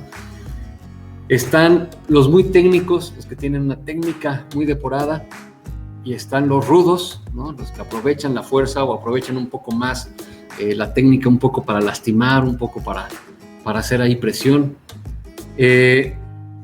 Hombres, mujeres, pequeños de 17 años con grandes de 40 y tantos años. El tatami es un lugar en el que nos muestra absolutamente la naturaleza de las cosas. Todos somos desiguales, todos somos diferentes, todos tenemos capacidades, habilidades, deseos. La misma razón por la que estamos en el tatami es diferente, ¿no? Algunos están para aprender a defenderse, otros están porque les encanta lo japonés, otros están porque tienen que estar, no sé, porque los mandaron sus papás o algo así. Hay razones diferentes. En el tatami se demuestra, no hay lugar donde se demuestre más claramente que todos somos diferentes. Pero en el tatami todos nos tratamos igual, ¿no? Todos estamos adentro haciendo aikido, y entonces las reglas se aplican lo más parejo posible para todos. Y nos vamos adaptando. En este pensamiento que les decía de Mauricio Beuchot, he entendido, por ejemplo, que cuando hablamos de justicia, tenemos dos extremos, como bien decía Aristóteles, que son perversos, que son malvados, que son dañinos. El extremo de la injusticia, donde a cada quien se le trata discrecionalmente como se les da la gana. Tú me caes bien, te trato bien, tú me caes mal, te trato mal. No hay reglas, no hay principios, no hay orden. Entonces vivimos en un estado total de injusticia. Y otro extremo, que sería una justicia ciega, totalmente aplicable, sin ningún tipo de mediación, ¿no? Este tipo de justicia no necesitaríamos jueces, necesitaríamos máquinas, ¿no? Y entonces, a ver, así como capturar, ¿no? ¿Qué hizo? Tal cosa, ¿no? Robó esto. ¿Cuánto valía lo que robó? Pues valía tanto. ¿Usó pistolas? Sí. Sí, sentencia, tal, pum, ahí está, ¿no?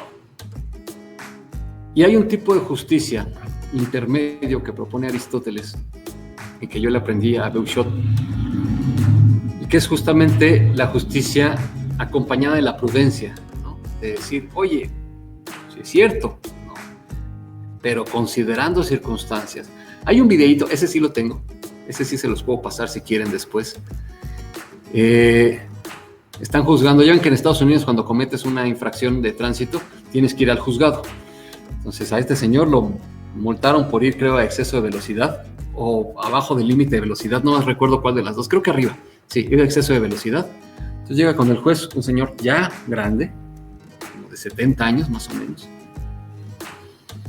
y le dice, ¿por qué está usted aquí? Pues es que por exceso de velocidad, ¿no? ¿Y qué andaba usted haciendo? Pues es que llevaba a mi hijo a terapia. Dice, ¿su hijo todavía vive con usted? Sí. ¿Cuántos años tiene? 50 y tantos.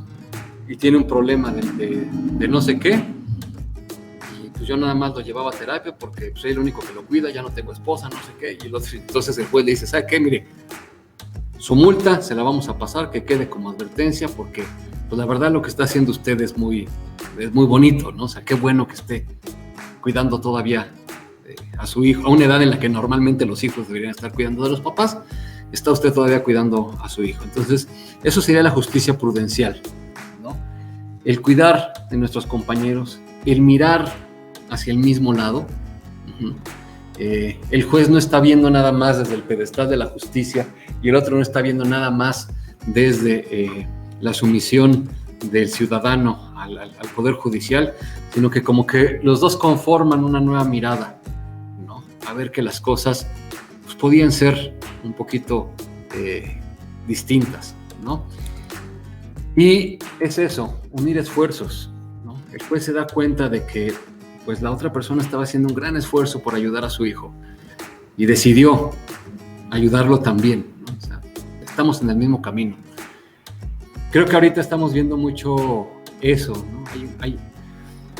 Hay un gran debate, hay una disputa muy fuerte, hay una separación muy fuerte entre aquellos que queremos que ya esto acabe, ¿no? Que levanten las restricciones, y los que creen que no, que hay que seguir en casa, que no pueden salir, aquellos que pues tienen que salir porque tienen que trabajar, aquellos que tenemos la fortuna de poder quedarnos en casa y no tener que salir. Y hay mucha confrontación, pero dentro de esa confrontación de repente encontramos esos momentos de Aiki, ¿no? Esos momentos donde la filosofía del Aiki se demuestra, ¿no? Donde tenemos a la persona que no tiene forma de subsistencia más que vendiendo sus dulces, y de repente todos nos unimos a comprarles dulces. O donde los vecinos van a comprar el súper del vecino que ya está grande y no puede salir. O donde alguien está recolectando arroz o cosas para llevarle a gente que no puede, que se ha quedado sin trabajo y demás. Creo que esa es la filosofía del Aiki. Y sí, por supuesto, si me preguntan, dices, bueno, pero eso no solo se aprende con el Aikido, definitivamente, ¿no? O sea, no quiere decir que solo los practicantes de Aiki lleguemos a esta capacidad de sentir empatía por los demás. No, por supuesto, la empatía se llega desde distintos lados, pero creo que como practicantes de Aiki, de Aikido, sería muy incoherente de nuestra parte que no tuviéramos esta capacidad, que propusiéramos una filosofía de la unión de la energía, de voltear a ver al mismo lado, y cuando nos encontramos con una situación de injusticia, cuando nos encontramos con una situación de desgracia, en vez de voltear a ver al mismo lado, volteemos la cara hacia el otro lado, ¿no? Me parecería terrible. A lo mejor no tenemos recursos para ayudar, eso puede ser. A lo mejor somos nosotros los que requerimos ayuda, por supuesto, puede ser. Pero aún así creo que la filosofía del Aikido o el practicante de Aikido no puede ser insensible a estas cosas, ¿no? Sería como contradictorio en cierto sentido, ¿no? Entonces, esa es una forma de extenderlo. Y esa sería la primera idea, ¿no? La segunda, pues por supuesto, nuestro trabajo en el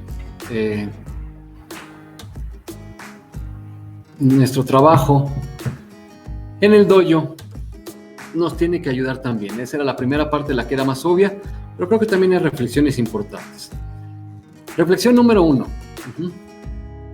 La práctica, creo yo, funciona como un autoconocimiento. Esto en particular lo veo yo más en el Iaido, pero creo que Aikido también lo permite mucho. Lo que pasa es que en el Iaido, como el trabajo es más en solitario, entonces sí hay un trabajo más de reflexión personal. El Aikido, como tenemos pareja, muchas veces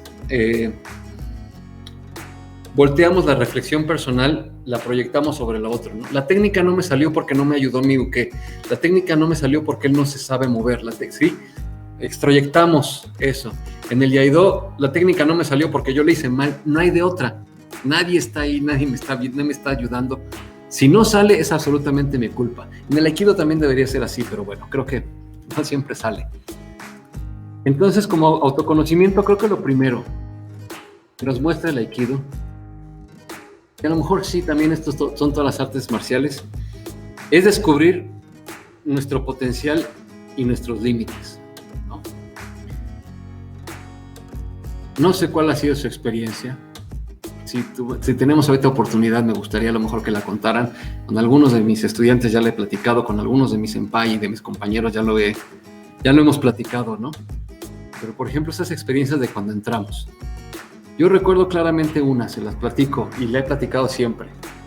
Cuando yo empecé con Miguel en el Liceo Mexicano Japonés, y pues mis compañeros eran adolescentes, entonces no avanzábamos mucho. Después me voy a Unidad Independencia y Alfredo estaba dando clases. Y yo recuerdo muy bien, todos los que hemos sido alumnos de Alfredo lo sabemos, se mueve impresionantemente, a pesar de que es tranquilo y demás, ¡pum! Sus movimientos son veloces, ¿no? Impresionantes. Entonces, yo recuerdo que lo veía y decía, yo jamás voy a hacer eso. Yo no puedo. Lo recuerdo muy bien porque lo dije en voz alta. Lo dije en una reunión. Yo voy a llegar a tercer Q para ponerme jacama y ya. De ahí no paso. No, jamás voy a poder hacer lo que hace Alfredo. Sí, por supuesto, no hago lo que hace Alfredo como lo hace Alfredo. Pero pues ya llegué a tercer dan, ¿no? Algo en mí, o sea, tú vas sintiendo tu cambio, tu desarrollo. Por eso me gustan los exámenes de Aikido. Los exámenes de Aikido no son como exámenes de universidad donde me están poniendo a prueba, ¿no? No, aquí es como, yo siempre se los digo a mis alumnos, es como llegar y demostrarles, miren, ¿no? O sea, para mí un examen es una cosa muy alegre, donde llegas con tus compañeros y les dicen, miren lo que ya puedo hacer, miren hasta dónde he llegado, ¿no? Y donde de repente tus compañeros y la misma maestra te dice, no lo estás haciendo bien y tienes que echarle más ganas y repetirlo, ¿no? Para poder llegar otra vez y decirles, miren, ahora sí me sale bien, sí, ahora sí te sale bien, ¿no? Qué bueno, ahora vas por lo siguiente.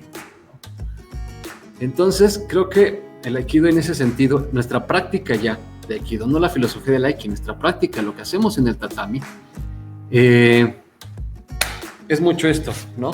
Nos muestra nuestro potencial y nos muestra nuestros límites. También hay que reconocer que hay cosas que no puedo hacer. Por eso ahorita citaba, jamás me moveré como Alfredo. Por supuesto que no.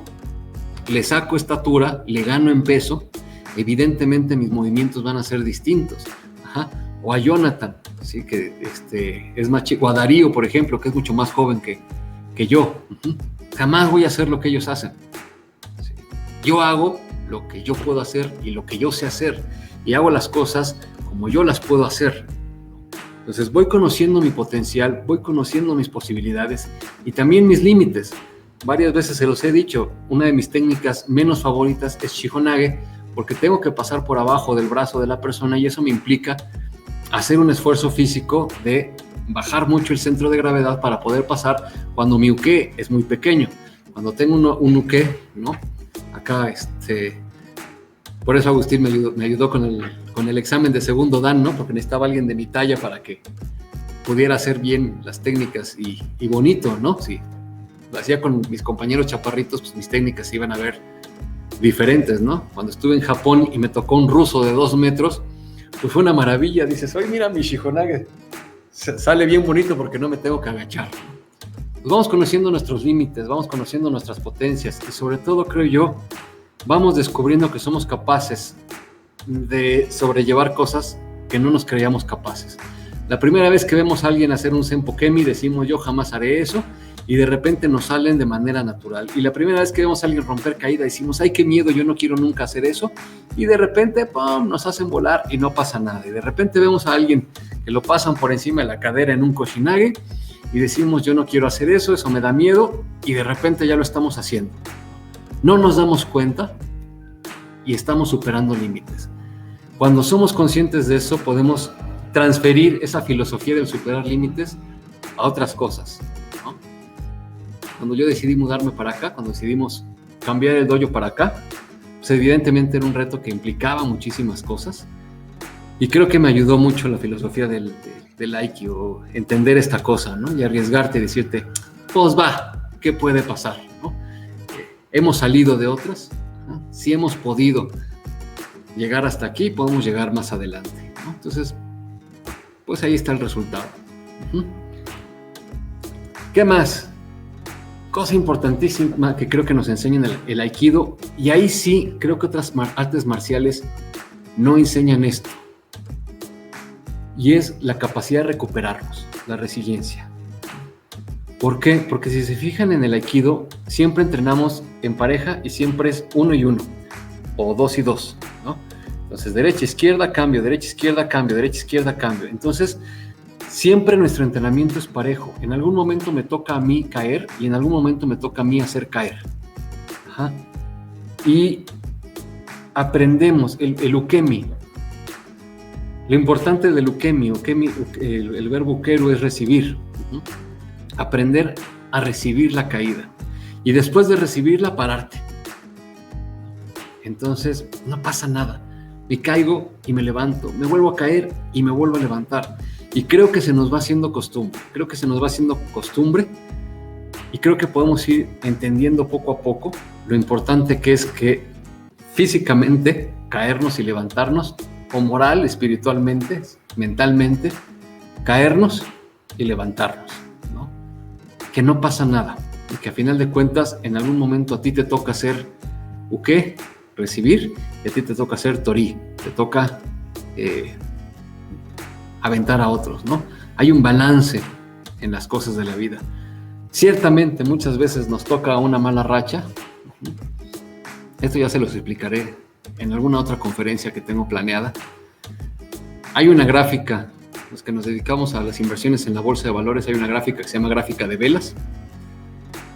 Esa gráfica a mí me enseñó a entender la vida junto con esto. Hay veces que sientes que todo va para abajo, pero cuando haces más grande la gráfica, te das cuenta que es un bajoncito en una línea que va de total subida. Que no, o sea, sí es una bajada fuerte en la montaña rusa, pero al final de cuentas vas a regresar a donde estabas. Quizá despacio, quizá con dolor, quizá pierdas mucho, pero vas a regresar, ¿no? Creo que esa capacidad la tiene el Aikido. Nos enseña, ni modo, pues aceptar todo eso. Nos da seguridad, por supuesto, ¿no? Platicábamos cuando hablábamos del ki, el solo hecho de aprender a pararnos de manera diferente. Empezamos a agarrar cierta postura, empezamos a agarrar cierta soltura. Una vez que nos metemos en eso, yo creo que lo vemos. Les voy a contar otra historia. Era yo, me parece que tercer Q, cuando me llegó la invitación. Yo todavía no conocía mucho del mundo del Aikido, no estaba muy conocedor de esto. Entonces me llegó, no me acuerdo si ya tenía Facebook o cómo me llegó, una invitación a un seminario de la Federación Mexicana de Aikido. Y le dije a Sensei, oiga Sensei, hay este seminario, ¿puedo ir? Esperaba que me dijera que no. Pero David Manrique se agregó ahí conmigo y me dice, sí, vamos. Y entonces dijimos, Sensei, ¿podemos ir? Y nos dice, pues si quieren, no van a aprender nada, pero si quieren, vayan. Y ahí vamos los dos, ¿no? Sin conocer a nadie, ¿no? Sin conocer el lugar. Manrique pues ya era primer Dan, yo les digo, creo que era tercer Q. Ya traía Hakama, pero no nos llevamos la Hakama ninguno de los dos. Y era en un deportivo de la CONADE. Y de un lado estaba el grupo, un pequeño torneo de Taekwondo. Y del otro lado estaba el grupo de Aikido. Y no les miento, y creo que es una experiencia que todos podemos sentir. Es una cosa que todos podemos reproducir. Sentías, vamos a decirlo así, sentías el ki de la gente de Taekwondo y era pesado. Las agresiones, ¿no? Un ambiente, no se juntaban mucho. Toda esta dinámica de retarse, ¿no? De competencia y demás. Y volteabas acá. ¿Han visto ese capítulo de Los Simpson cuando viene en la balsa y tiene que elegir entre el camino todo bonito con arcoíris y el camino todo feo, nublado y con truenos? Así se sentía, ¿no? Volteabas a ver el ambiente pesado y volteabas a la y ¿cómo estás? Órale, mucho gusto, qué bueno. Muchos de ellos sí se conocían, yo no conocía a nadie en ese entonces. Ahí empecé a conocer gente. Se saludaban y relajado, y más tranquilo y muy serio. La federación es muy, muy protocolar, ¿no? Tienes que hacer bien tu saludo y demás, pero era mucho más relajado el ambiente, sí se sentía, ¿no? Entonces, creo que eso tiene que ver con el porte y con la seguridad que manejamos, ¿no? O sea, el estar tranquilo, el no pasa nada, la capacidad de estar frente a un problema y estar relajado. A lo mejor te estás consumiendo por dentro, pero sabes mantener la calma. Eso a mí en lo personal, por ejemplo, me ha ayudado mucho. Yo solía ser una persona que mostraba mucho inmediatamente cuando estaba enojado, cuando estaba agresivo. Y creo que últimamente lo controlo mejor. Lo disimulo mucho mejor, pero lo controlo también, ¿no? Ya te están regañando, no pasa nada. A ver, termina de decirme tu letanía de cosas. Tienes toda la razón, me equivoqué, voy a corregir lo que hice mal. Ajá, y adelante, seguimos. Y creo que esa seguridad, a mí en lo personal por lo menos, me la ha dado el Aikido. Y por supuesto el último punto vinculado con esto, el autocontrol. Lo hemos visto, ¿no? En el Aikido vamos evolucionando al punto tal que a media técnica me puedo detener sin lastimar a mi oponente, ¿no? Entonces, no es ¡pum! Te tiro. Y ya es mecánico, y el otro ya le está doliendo y lo tiro de todas maneras porque no tengo la capacidad de controlarme, ¿no? El tatami nos enseña mucho a controlarnos. Ajá. En otras artes marciales también pasa, ¿no? Cuando estás en un torneo y te estás dando de golpes y te gritan la orden de detenerte, ¡pum! Inmediatamente tienes la capacidad de regresar a control, salvo algunas ocasiones que hemos visto y que por ahí todo el mundo conocemos esos videos que se siguen los golpes después del yamé. Pero creo que nuestra práctica diaria, ¿no? Nos permite eso, y por supuesto, pues todo eso nos ayuda a controlar mucho. Regresando al primer punto, a conocernos a nosotros mismos y conocer nuestros estados de ánimo. Ya, los que entrenan conmigo algunas veces se los he dicho, ¿no? Me ha tocado la mala fortuna de llegar enojado a entrenar, y ya a medio entrenamiento se te olvida, hasta te sirve de terapia. Entonces, y no porque los movimientos sean relajantes, sino porque en general todo el ambiente es relajante, y creo que eso es algo que podemos llevar en nuestras vidas. Una última experiencia muy particular, regresando a esto. Yo solía ser muy explosivo cuando tenía problemas. Entonces sí, me empezaban a regañar y pues me defendía, y había conflictos y gritaba, me levantaba, decía cosas. La última vez que me pasó fue cuando renuncié al liceo, porque sí se pusieron muy feas las cosas. Eso ya fue hace como 15 años, 12 años exactamente.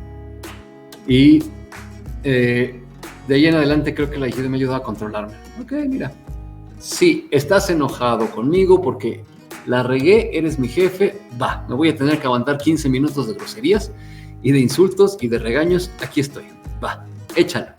Ya, perfecto, ya soltaste todo, muy bien, ya me puedo ir a trabajar, o ya puedo dialogar, o ya puedo defenderme, no quieres que me defienda, no me defiendo, me voy, punto. Y eso es como Kaiki, ¿no? Recibir el ataque, ¿no? No, está bien, ahí está, no hay problema, sí, yo sé que la regué.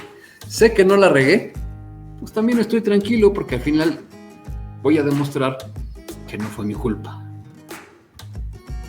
Y sí, últimamente las juntas de la universidad siguen siendo igualmente agresivas. Una junta, por cierto, tengo una colega que trabaja en cárceles. ¿Ah? La UACM tiene un programa de educación dentro de las cárceles. Estamos en el reclusorio sur, en el reclusorio oriente y en el femenil de Iztapalapa. De Iztapalapa. En esos tres hay profesores dando clase a los internos que están cursando la licenciatura, y ya hay varios graduados de la licenciatura en Derecho. Entonces, y esta persona es una chica, ha trabajado toda su vida en cárceles, entonces pues es gente que está acostumbradísima a trabajar en ambientes tremendamente hostiles. Pues en una junta tuvo que intervenir ella, pararse en la mesa y gritarles a todos que se estuvieran quietos, porque la junta ya estábamos a nada. Además, creo que eso también nos deja, cuando practicas artes marciales, como que sabes detectar cuándo vienen los golpes. Estábamos a nada de que empezaran a golpearse los profesores. Otra de mis compañeras se salió, dijo: yo no tengo nada que ver con esto. Ella se paró en la mesa, los paró en secos, y como tiene herramientas de intervención psicológica, los sentó, los puso a trabajar. Terminamos la junta, nos fuimos todos a nuestras casas tremendamente alterados. Son de esas que sales así como que con mucha adrenalina. Y ya también aprendí a darles la vuelta. Aprendí a darles la vuelta a los profesores y a los problemas que se te dan en las juntas, en la universidad y demás. Y creo que eso mucho me ayudó el Aikido, porque más en realidad no he tenido otras influencias. Entonces, lo único que tengo yo en este caso es el Aikido, ¿no? Y pues bueno, eso sería mi intervención. ¿Dónde estoy? Aquí estoy. Por supuesto, muy personal, a diferencia creo que de las otras conferencias o de las otras intervenciones en el círculo de estudios, creo que esta sí es la más personal, ¿no?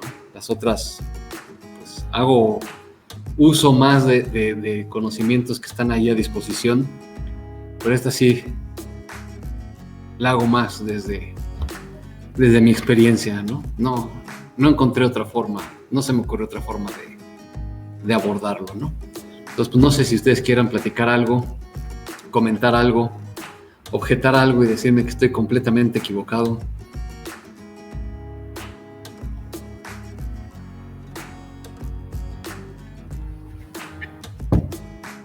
Que de repente reviso porque no vaya a ser que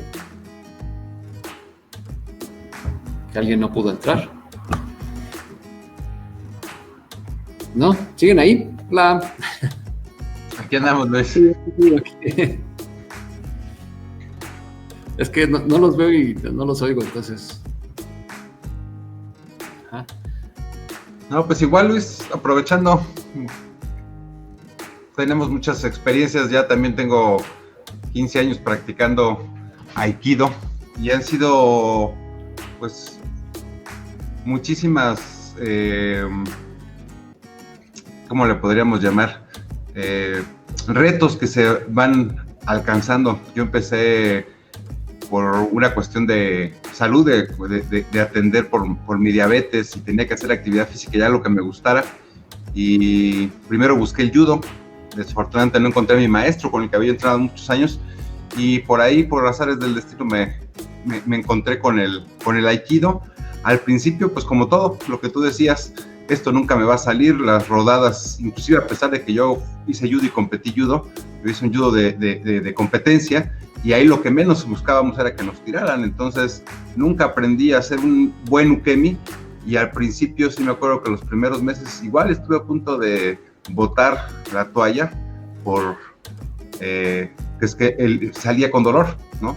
Pero igual, en el momento que empezó a mi cuerpo a reaccionar, de repente un día me decía Germán, yo empecé a entrenar con Germán y él nos dijo un día, el día que ustedes lo hagan y se levanten y digan, ah caray, ni sentí el piso, entonces es cuando ya aprendiste. Y me pasó, llegó el momento que eso sucedió y pues fue un gran logro, ¿no? Igual yo también pensaba lo mismo que tú, yo no voy a poder hacer eso que hacen, yo cuando mucho mi premio que tenía yo que hacer era precisamente la Hakama y comprarme mi Boken, entonces lo voy a comprar cuando llegue a ese grado, lo llegué, lo alcancé, me sentí súper bien y después dije, bueno, pues podemos dar otro paso y ese paso pues me llevó también a estar aquí 15 años y pues espero que no nos alcance COVID para estar muchísimos años más.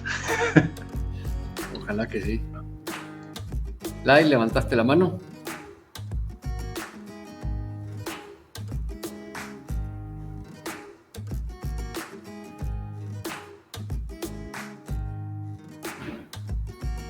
¿Aló? O ya no, o siempre no. O fue un error. No sé, ¿alguien más? Irma.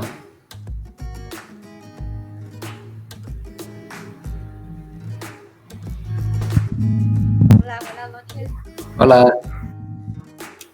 Bueno, yo soy profesora. Gracias por toda la información, muy interesante, de mucha ayuda.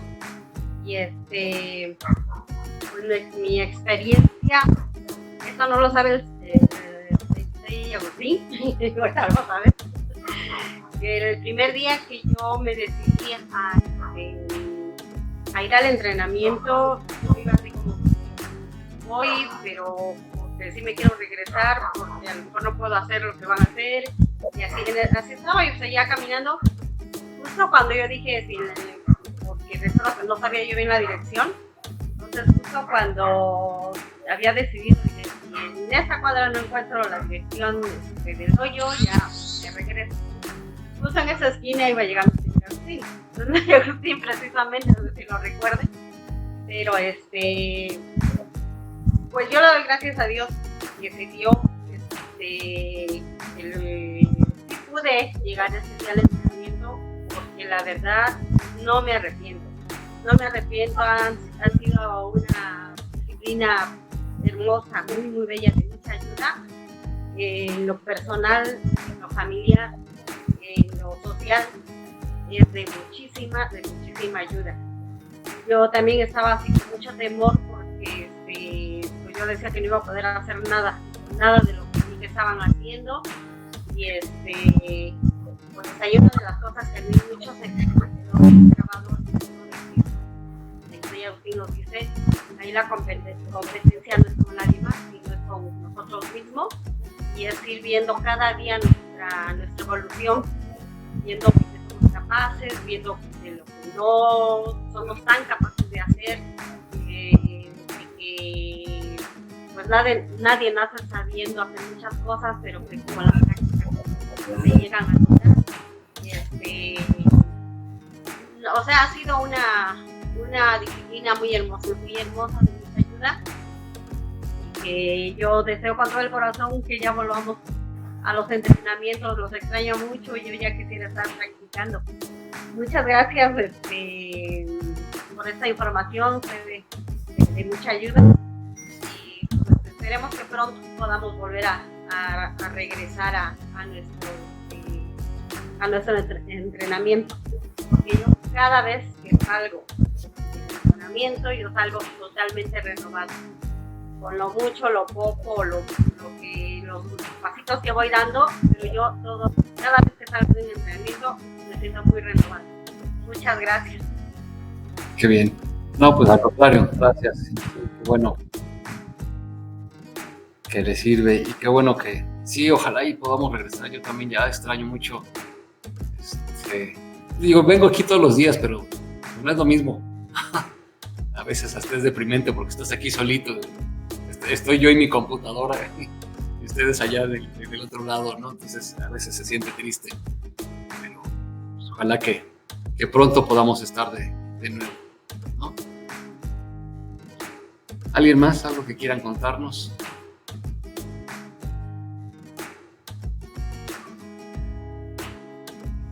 Pati, creo que está desconectado su micrófono.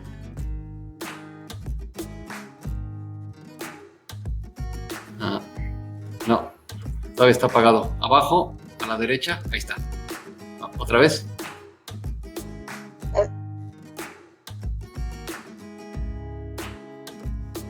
Se apaga, no sé por qué.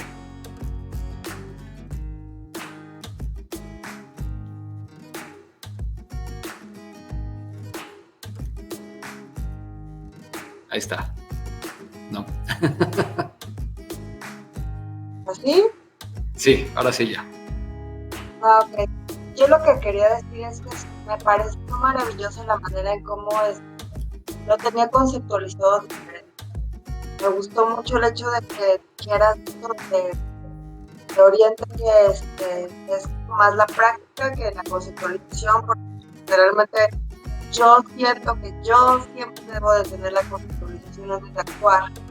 Entonces es como que cambiar un poco eso y creo que me abrió el panorama. Muchas gracias. Con eso me quedo hoy.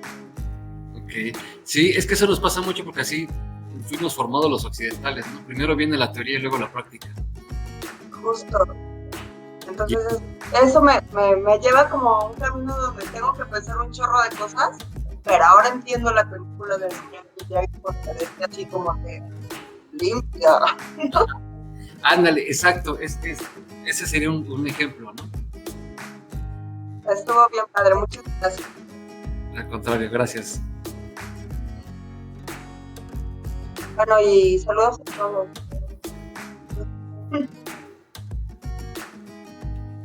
Bien. ¿Alguien más? ¿No? ¿Seguros? Bien. Si no es mucha molestia, me gustaría que todos prendieran su video para tomar una fotito. Ya saben, como siempre que se hace un curso, nos tomamos una fotito. Entonces, a ver si podemos prender todos el video, salir en la foto. Vénense ahí para que...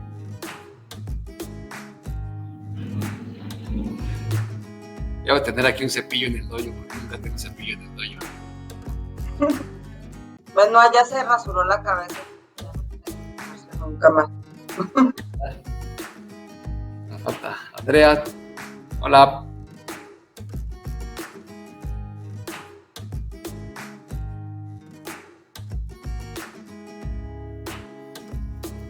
Nada más nos falta Andrea.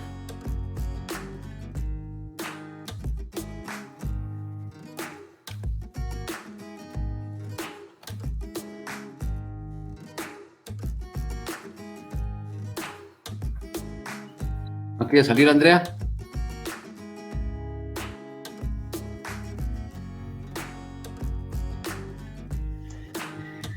Ahí está. ¿Listos?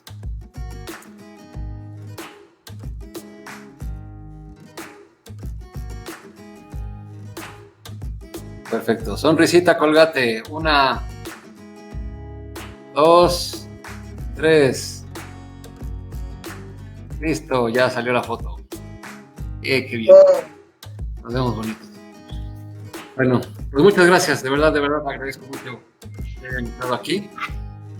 Sus aportaciones también nos ayudan aquí a que esto siga y nos esperamos en la siguiente.